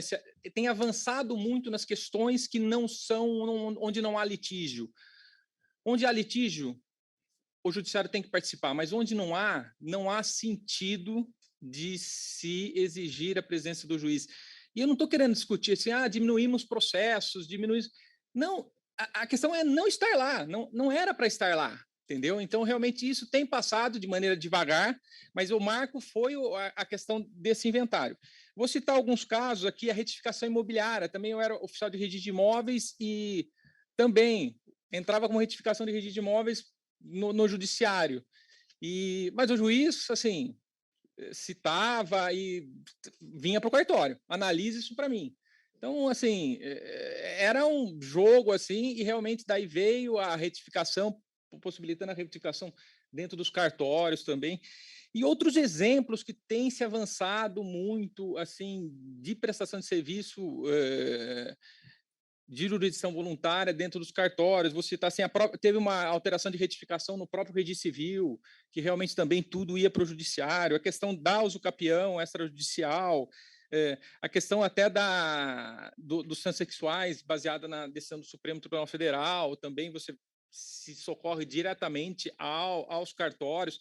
Então, tem tido uma evolução. A própria lei agora que saiu, a 14.382, ela trouxe vários avanços, alteração de nomes diretamente lá, sem a participação judicial em alguns casos, a conversão de união estável, que era realidade em alguns estados, mas não, o Código Civil trazia ainda uma figura de juiz ali para essa conversão. Alguns estados já avançavam bastante, mas não era uma padronização nacional. A adjudicação compulsória, que veio pela lei recente, o cancelamento extrajudicial do compromisso de compra e venda, que também era uma realidade para os loteamentos, e agora realmente houve uma abertura aí grande. E uma das questões também dessa desjudicialização tem uma lei, a 9.430, já vou falar especificamente sobre o protesto, que ela determinava que para aproveitamento de um valor não recebido por uma empresa que apura lucro real, a pessoa, para comprovar isso para o fisco, ela teria que ajuizar uma execução fiscal, uma execução. Ou seja, a empresa já sabia que não ia receber. O fisco, para que ela comprovasse aquela questão para dedutibilidade do lucro real, ela tinha que ajuizar. Então, às vezes, em grandes empresas, há um setor só para ajuizar a execução, para você comprovar a execução. Continua se tocando essa execução? Não sei, acho que não, mas assim, trouxe uma questão prejudicial.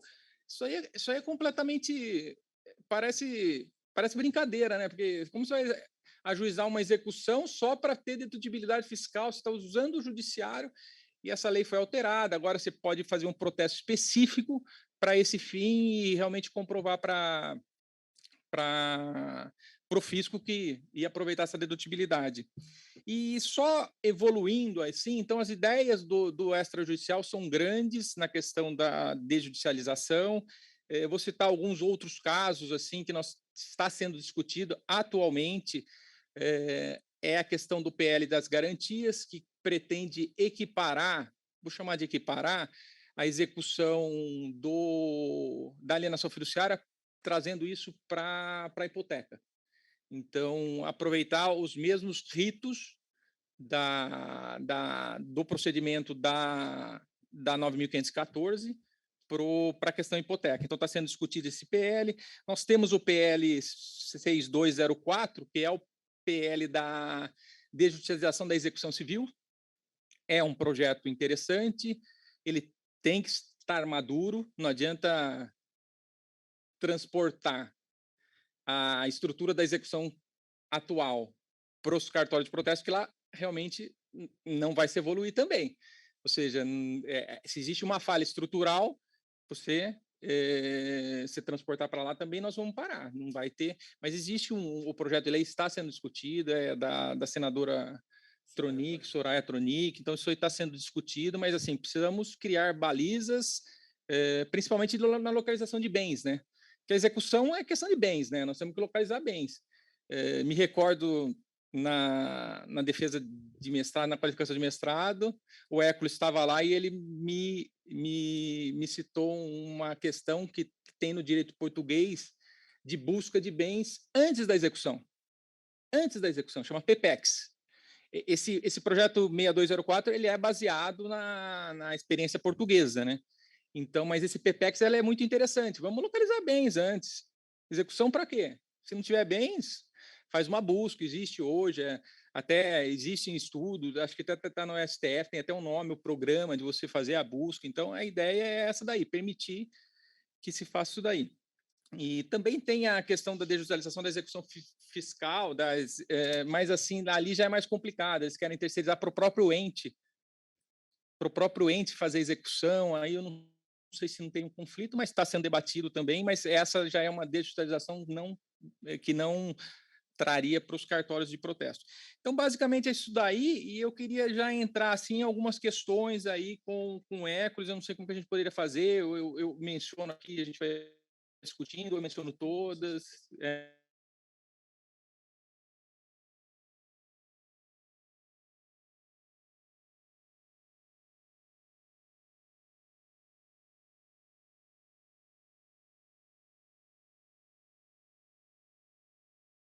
inventários dos meus avós de 68, 78 não tivessem tido êxito aí na...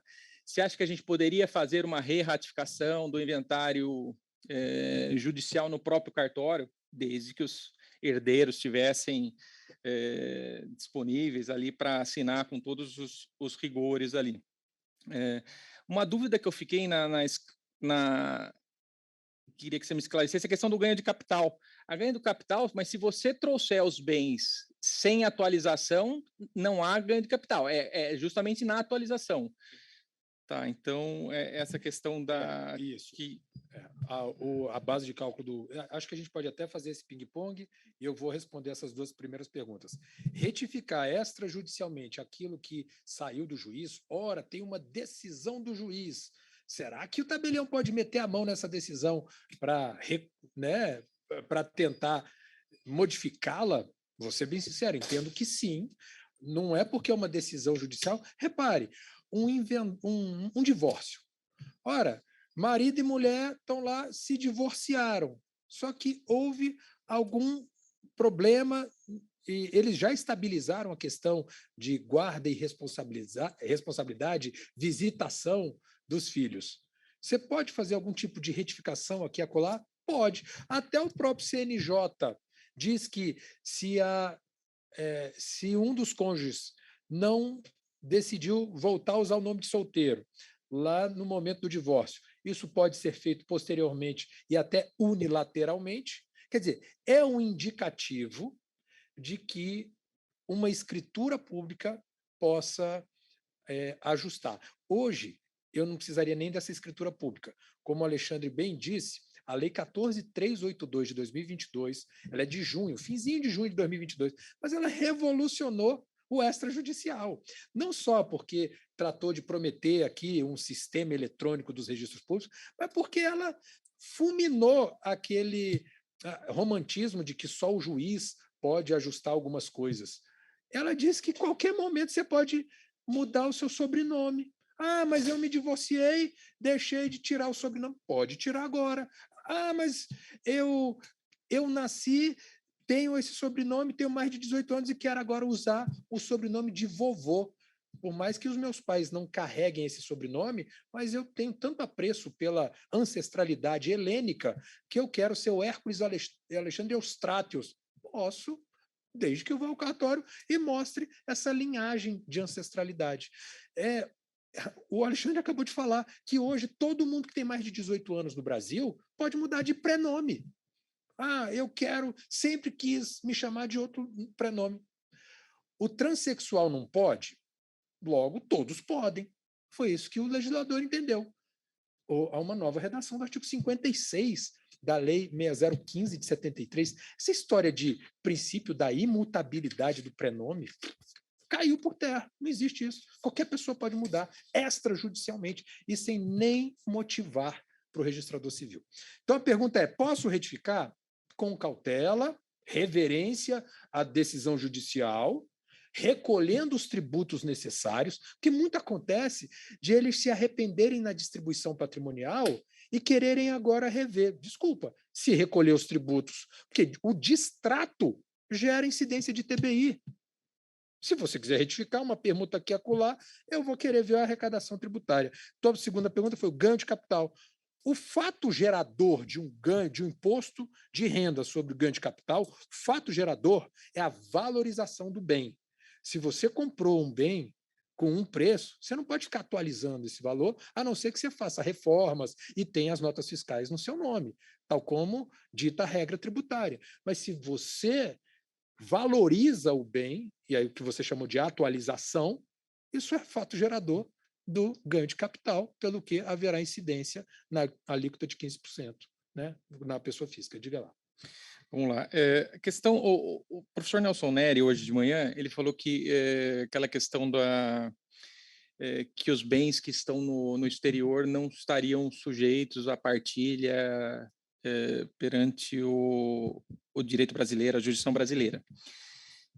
Na prática, pelo que eu tinha visto algumas minutas de escritura, você faz, pelo menos você descreve os bens no exterior. Você acha que deveria manter essa descrição dos bens, os bens do de cujos, a rola, e o fato de fazer ou não fazer o inventário, ou a partilha, vem num ato posterior da escritura pública, é isso, né? Eu entendo que sim, quanto mais transparência, melhor para saber, né, onde estão esses bens, questão de sinceridade. Você não pode partilhar bens no exterior, isso está escancarado na resolução 35 do CNJ. Hoje, pela manhã, foi dito pelo professor Nelson Neri até um precedente do ministro Belize. Então, está muito claro que não pode ser partilhado bem do exterior. Mas, Hércules, eu posso fazer essa declaração? Pode, e é preferível que faça. Repare o que eu disse também quanto a dispersar tensões, e é muito bom ser transparente. Não é verdade que o artigo 185 do Código Tributário diz que é fraudulenta a alienação de um bem por aquele contribuinte. Não precisa nem ter execução fiscal, basta inscrição em dívida ativa. É fraudulenta a alienação de bem titularizado por um contribuinte que estiver inscrito em dívida ativa. Artigo 185, caput do CTN. Parágrafo único. Caso este contribuinte reserve bens suficientes para a satisfação do crédito tributário, não será considerada fraude a execução, essa alienação. O que eu faço nas minhas escrituras? Para confortar o espírito do adquirente, eu digo, está aqui uma certidão positiva de débitos do vendedor, pessoa física, tal. Você está ciente de que há essa dívida. Primeiro, é preciso pegar um extrato dessa dívida, até para saber qual é a magnitude desse débito, porque senão vai ser uma aventura, uma temeridade para o adquirente. Mas o adquirente falou, cara, eu tenho estômago, eu quero comprar, mas eu quero alguma garantia a mais. Eu, na escritura, abro um tópico dizendo, e a propósito da venda deste imóvel, o vendedor traz para este momento um catálogo de certidões de inteiro teor de matrícula, mostrando que o seu patrimônio é suficiente para pagar o crédito tributário. E eu discrimino, neste tópico, quais são os bens titularizados pelo vendedor para o conforto do comprador. E que não há ônus sobre eles. Isso, e que não há ônus sobre eles. Mas eu descrevo, entende? Pô, Edson, mas você não está tumultuando a vida do registrador de imóveis? Qual nada?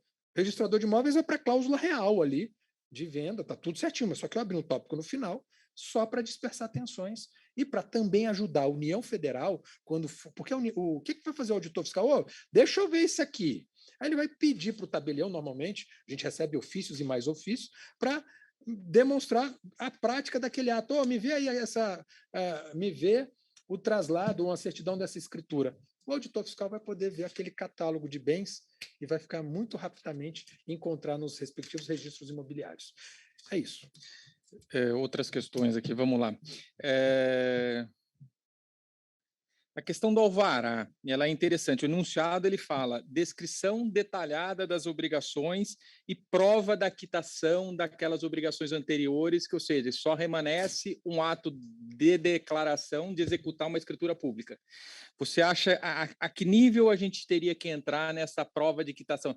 Poderia ser uma descrição genérica? Vamos supor que uma família, filhos recebam um loteamento executado pelo seu pai, com obrigações de diversos lotes a ser passada essa escritura, não de um lote. Você acha que teria que descrever um por um, ou se é uma obrigação genérica de passar as escrituras? Como que você acha que trataria isso? Repete rigorosamente, você está dizendo que qual o dispositivo? O enunciado. O enunciado você está falando o enunciado da primeira jornada, enunciado 48 da primeira jornada, que diz que o inventariante ele pode finalizar... É uma descrição detalhada das obrigações e quitação de prova. Desculpa, claro. Quitação daquela obrigação anterior... Para o tabelião Hércules, padrão Hércules, eu preciso ter muito conforto, mas eu preciso de tudo muito cabalmente descrito, senão eu vou perguntar para o fisco.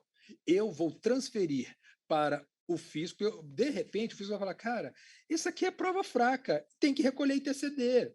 Então, eu não posso também ter alguma dúvida. Eu vou ajudar, mas o que eu sempre falo para os clientes do cartório? me ajudem a te ajudar. Eu vou tentar ser o mais criativo possível para dizer quais são os elementos de prova. Só que não, para mim não é suficiente algo. Vamos supor que alguém tenha falecido e vendido um imóvel para um adquirente. Aí vem os herdeiros deste falecido e vão dizer: ó, sei que papai vendeu o imóvel, está aqui a minha declaração. Falso. Ô, herdeiros, eu quero saber, cadê o extrato bancário? Beleza. O adquirente, cadê o seu extrato bancário? Deixa eu casar essa transferência aqui. Cadê outros elementos de prova?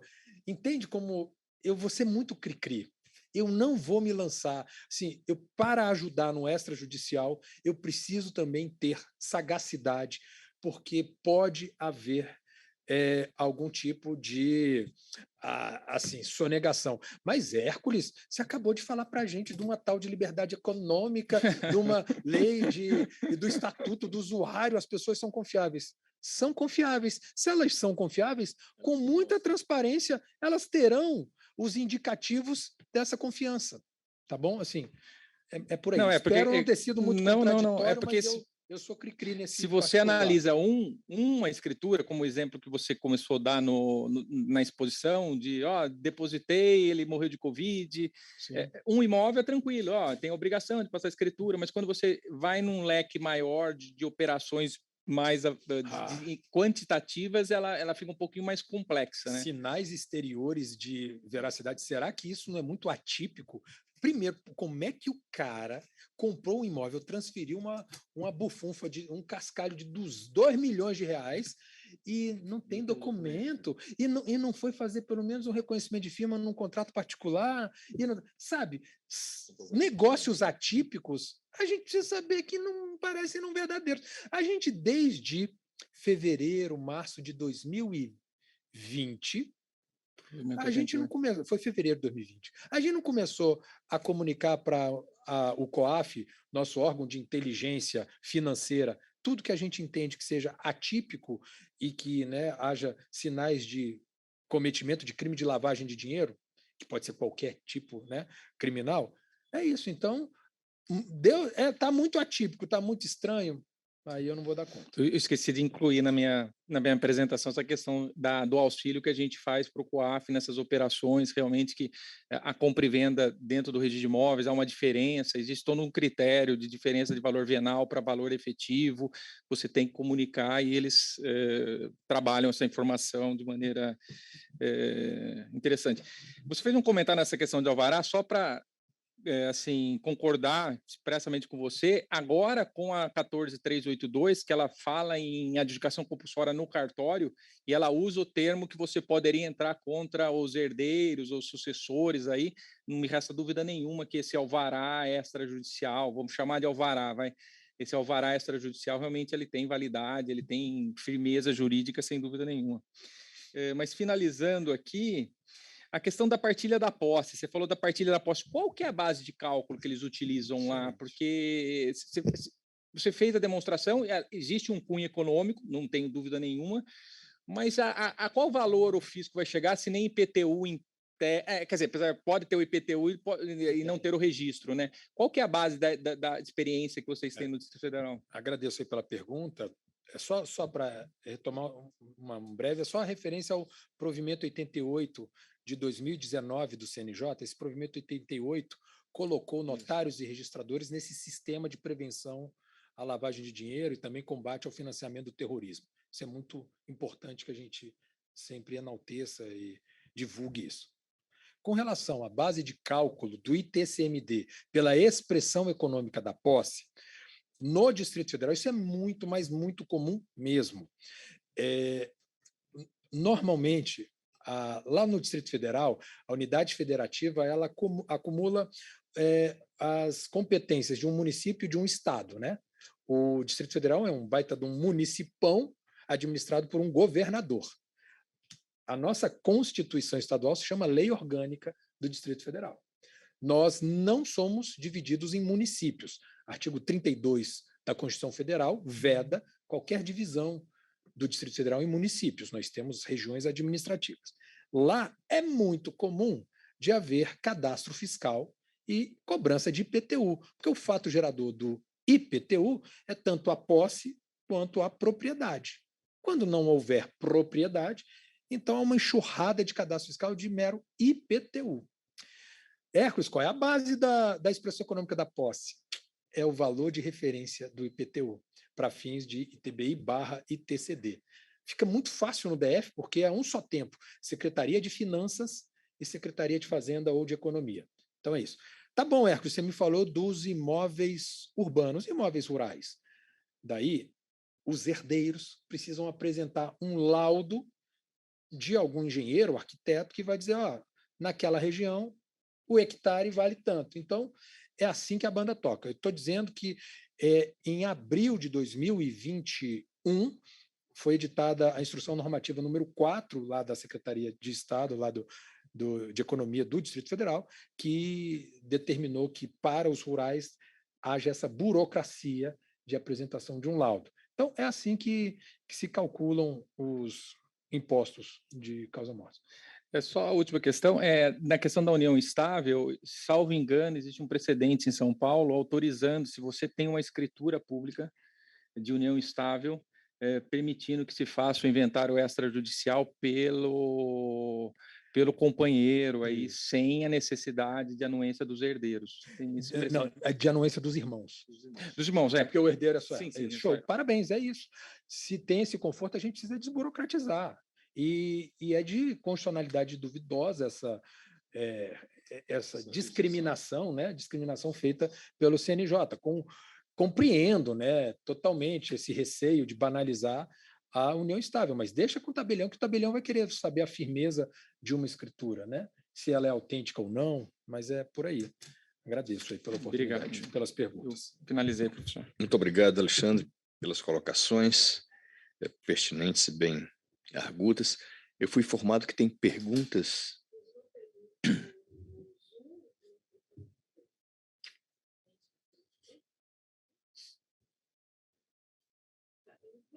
Por favor.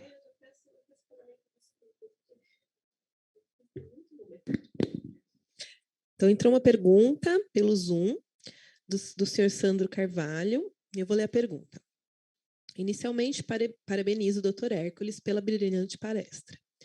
No mais, gostaria de indagar qual a posição do ilustre palestrante sobre o artigo 17, terceiro, da Portaria Conjunta 1751, de 14, RFB-PGFN, que dispensa certidões de comprovação da regularidade fiscal em inventário e partilha decorrentes de sucessão causa-mortes.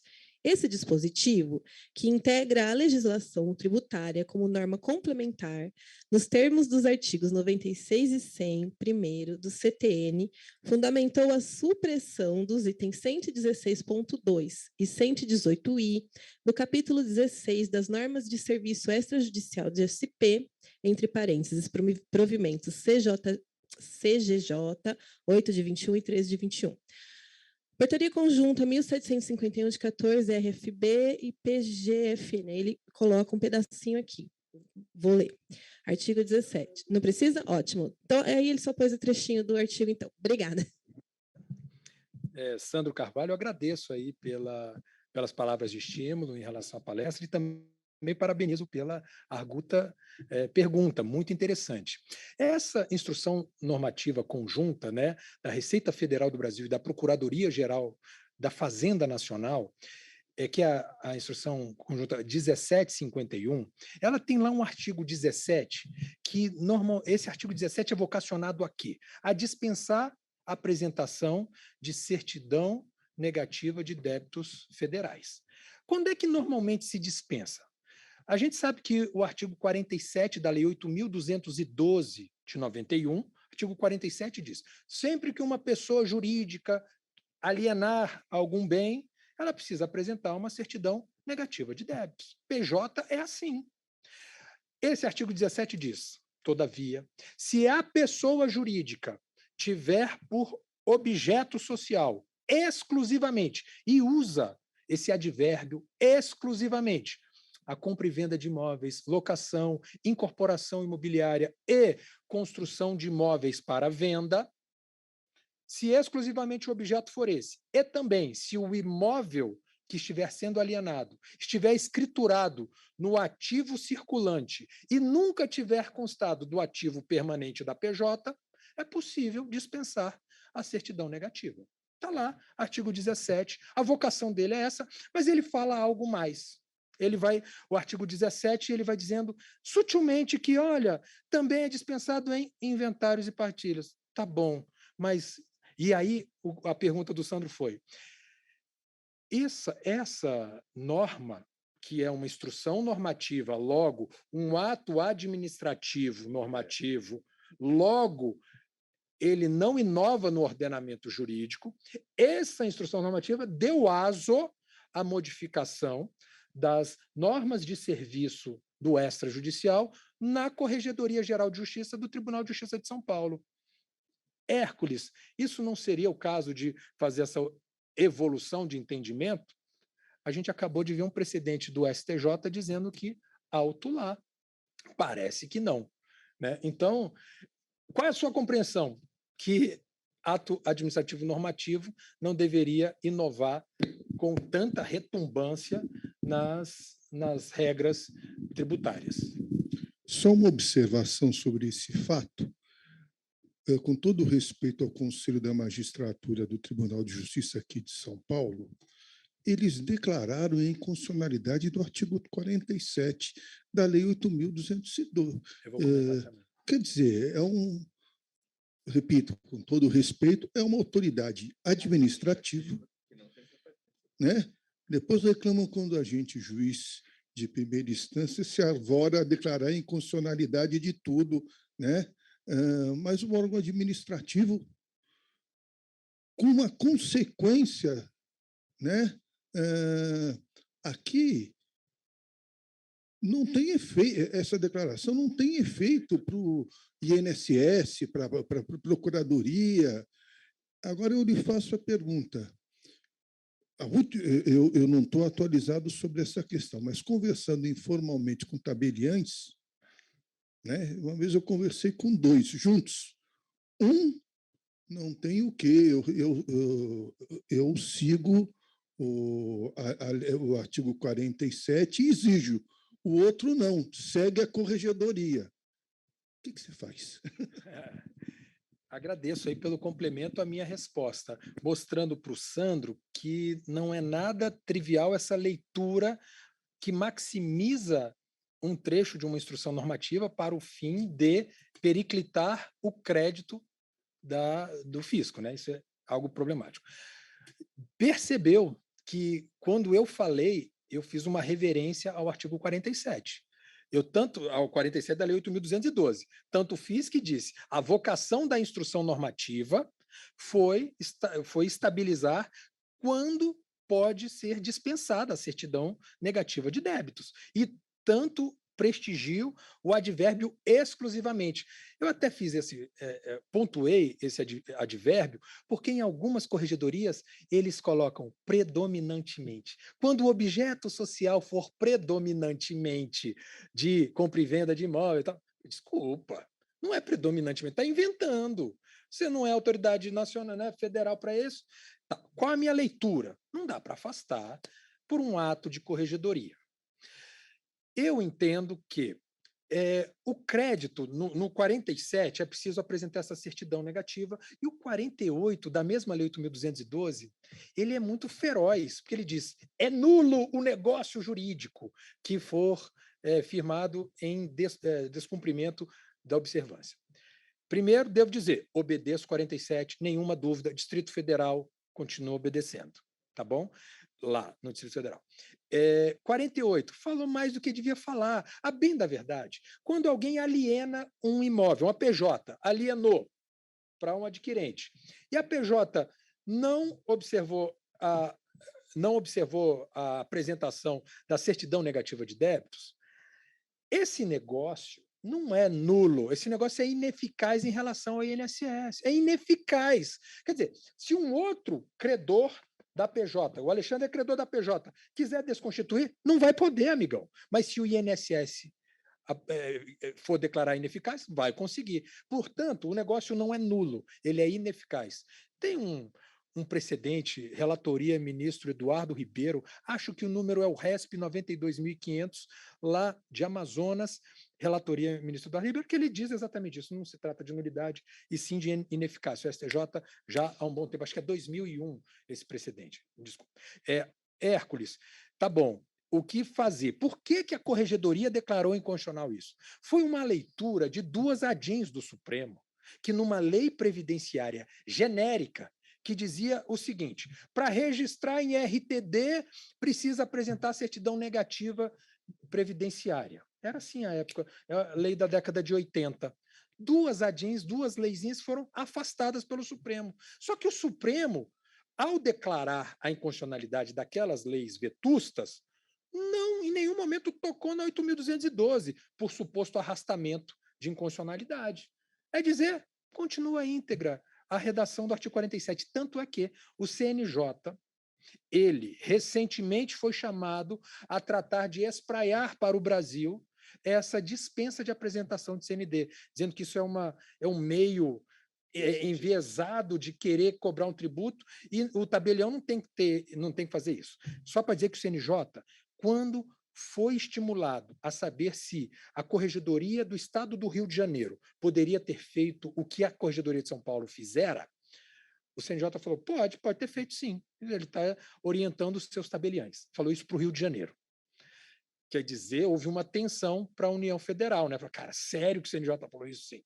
Aí, há pouco tempo, ano passado para esse ano, a Corregedoria Nacional de Justiça foi estimulada a tentar espraiar isso para o Brasil, e a Corregedoria, foi em 2022, falou negativo, mas ainda era a ministra Maria Tereza. Talvez o Alexandre tenha mais informações sobre o tema, só que o estado da arte hoje é de que vigora o artigo 47 e pode ser uma certa temeridade esse afastamento de cobrança de CND. Eu, como sou tabelião em São Paulo, vou ousar a não criticar as normas da Corregedoria, não. Mas só queria passar uma questão prática, que foi o objeto da pergunta. Eu acompanho as decisões do Conselho e da Corregedoria. Essa questão, ela geralmente vem e volta no debate aí, mas referente aos registradores imobiliários, nessa questão dessa certidão, tem alguns que aceitam o entendimento da Corregedoria, e tem outros que não. Tem até um cartório de registro de imóvel de um colega nosso aqui, assim, que eu vejo todo dia sim, dia não, naquela semana tem geralmente uma devolutiva exigindo a CND. Ou seja, esse colega, só passando a questão prática aí, ele está preocupado com essa consequência legal, e ele não quer, mesmo havendo o entendimento da Corregedoria nas decisões constantes de dispensa das certidões, ele não assume o risco, ele suscita a dúvida e vai para o juiz da primeira vara aqui de registro público, e geralmente ele dispensa, ou se não, sobe para o conselho ou para... Aí depende do ato, vai para o conselho ou para a Corregedoria, se é averbação, se é registro, a competência é diferente em São Paulo, e daí se delibera lá, dispensando ou não da certidão. Mas alguns colegas acho que aceitam o entendimento da Corregedoria, outros realmente, mesmo com as normas, mesmo com a atividade recorrente de decisões dispensando a certidão, eles não aceitam, eles acabam devolvendo por essa exigência. Só para esclarecer essa questão prática. Isso. É só para dizer também que isso quase é deitado a pá de cal sobre esse tema com a medida provisória 1085. Chegou à presidência da República detonando a certidão negativa de débitos, fulminando o artigo 47 da 8.212. E o presidente da República, a despeito da aprovação na Câmara e no Senado, ele vetou para manter o artigo 47 da 8.212. Então, é só para mostrar que o tema é atual, relevante e ainda precisa ser muito discutido, né, a respeito do só a questão prática aí que é interessante.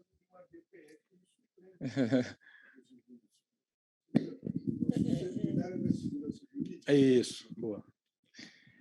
Não, mas só uma questão prática, assim, eu usei comentar o entendimento dos dos colegas registradores, né?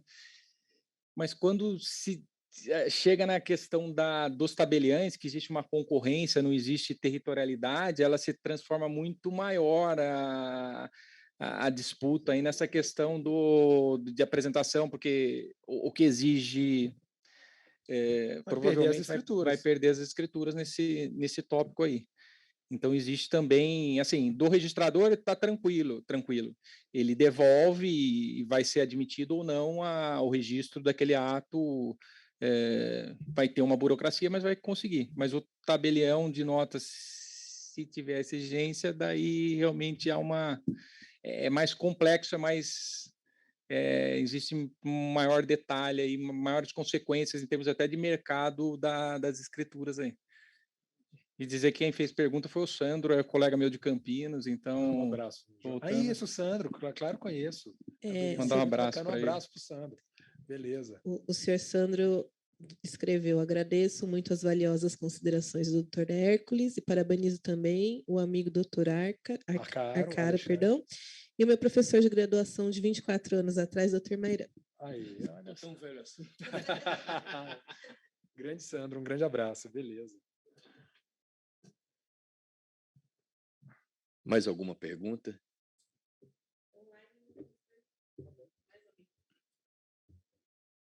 Bom, não havendo mais nenhuma pergunta, antes de encerrar o nosso seminário com as brilhantes colocações que hoje foram feitas, de fato foram brilhantes.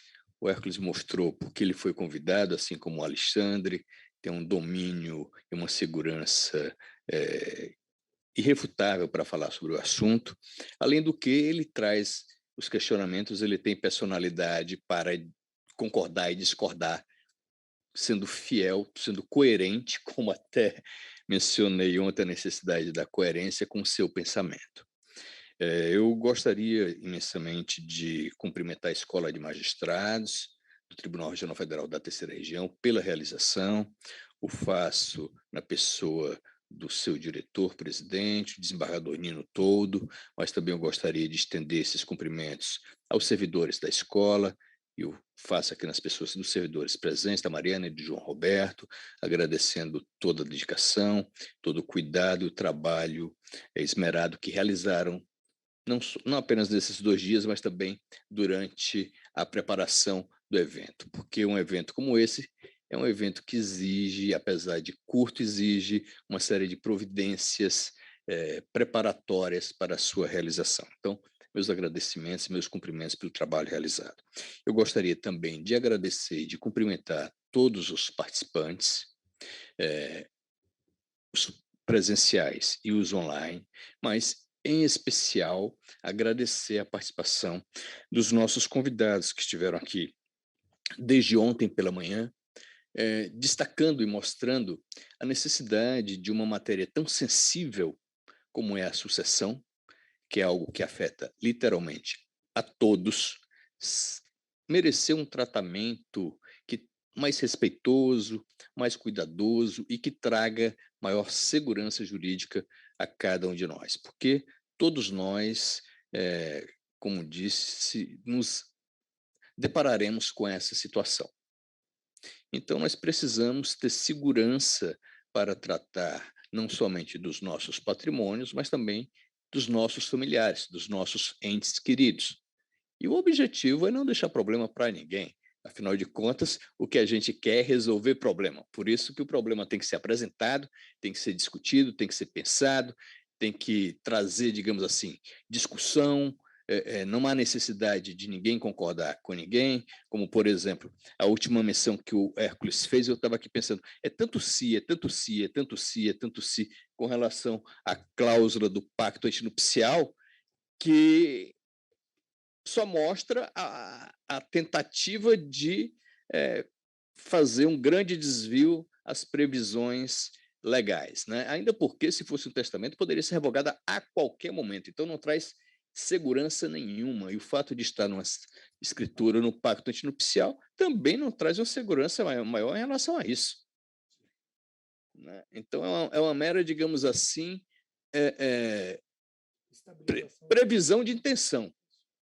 que só vai poder acontecer quando aberta a sucessão, aquele que vier a ser chamado exercer a faculdade que a lei lhe prevê, ou renunciando à herança, ou cedendo os direitos hereditários a quem de direito a quem quiser. Então, é apenas para ressaltar mais uma questão controvertida no âmbito das sucessões, reiterando uma vez mais o meu agradecimento, a minha alegria e o meu privilégio de ter participado nesses 2 dias e ter visto também tantos alunos presentes ou ex-alunos presentes e à distância, e mais do que isso, vê-los muito bem-sucedidos, né? Então, para um professor não há coisa mais realizadora do que isso. Então, meus cumprimentos, agradeço também aos juízes federais que participaram ativamente e aproveitaram a oportunidade também para trazer as suas questões. Espero que a gente, em breve, possa realizar mais um seminário discutindo questões de direito civil, porque é bom a gente não esquecer que o direito civil é a base de todos os direitos. Foi dele que os demais se desenvolveram, né? E se especializaram. Então, com os meus agradecimentos, eu encerro o presente seminário, desejando a todos um bom final de semana. Muito obrigado.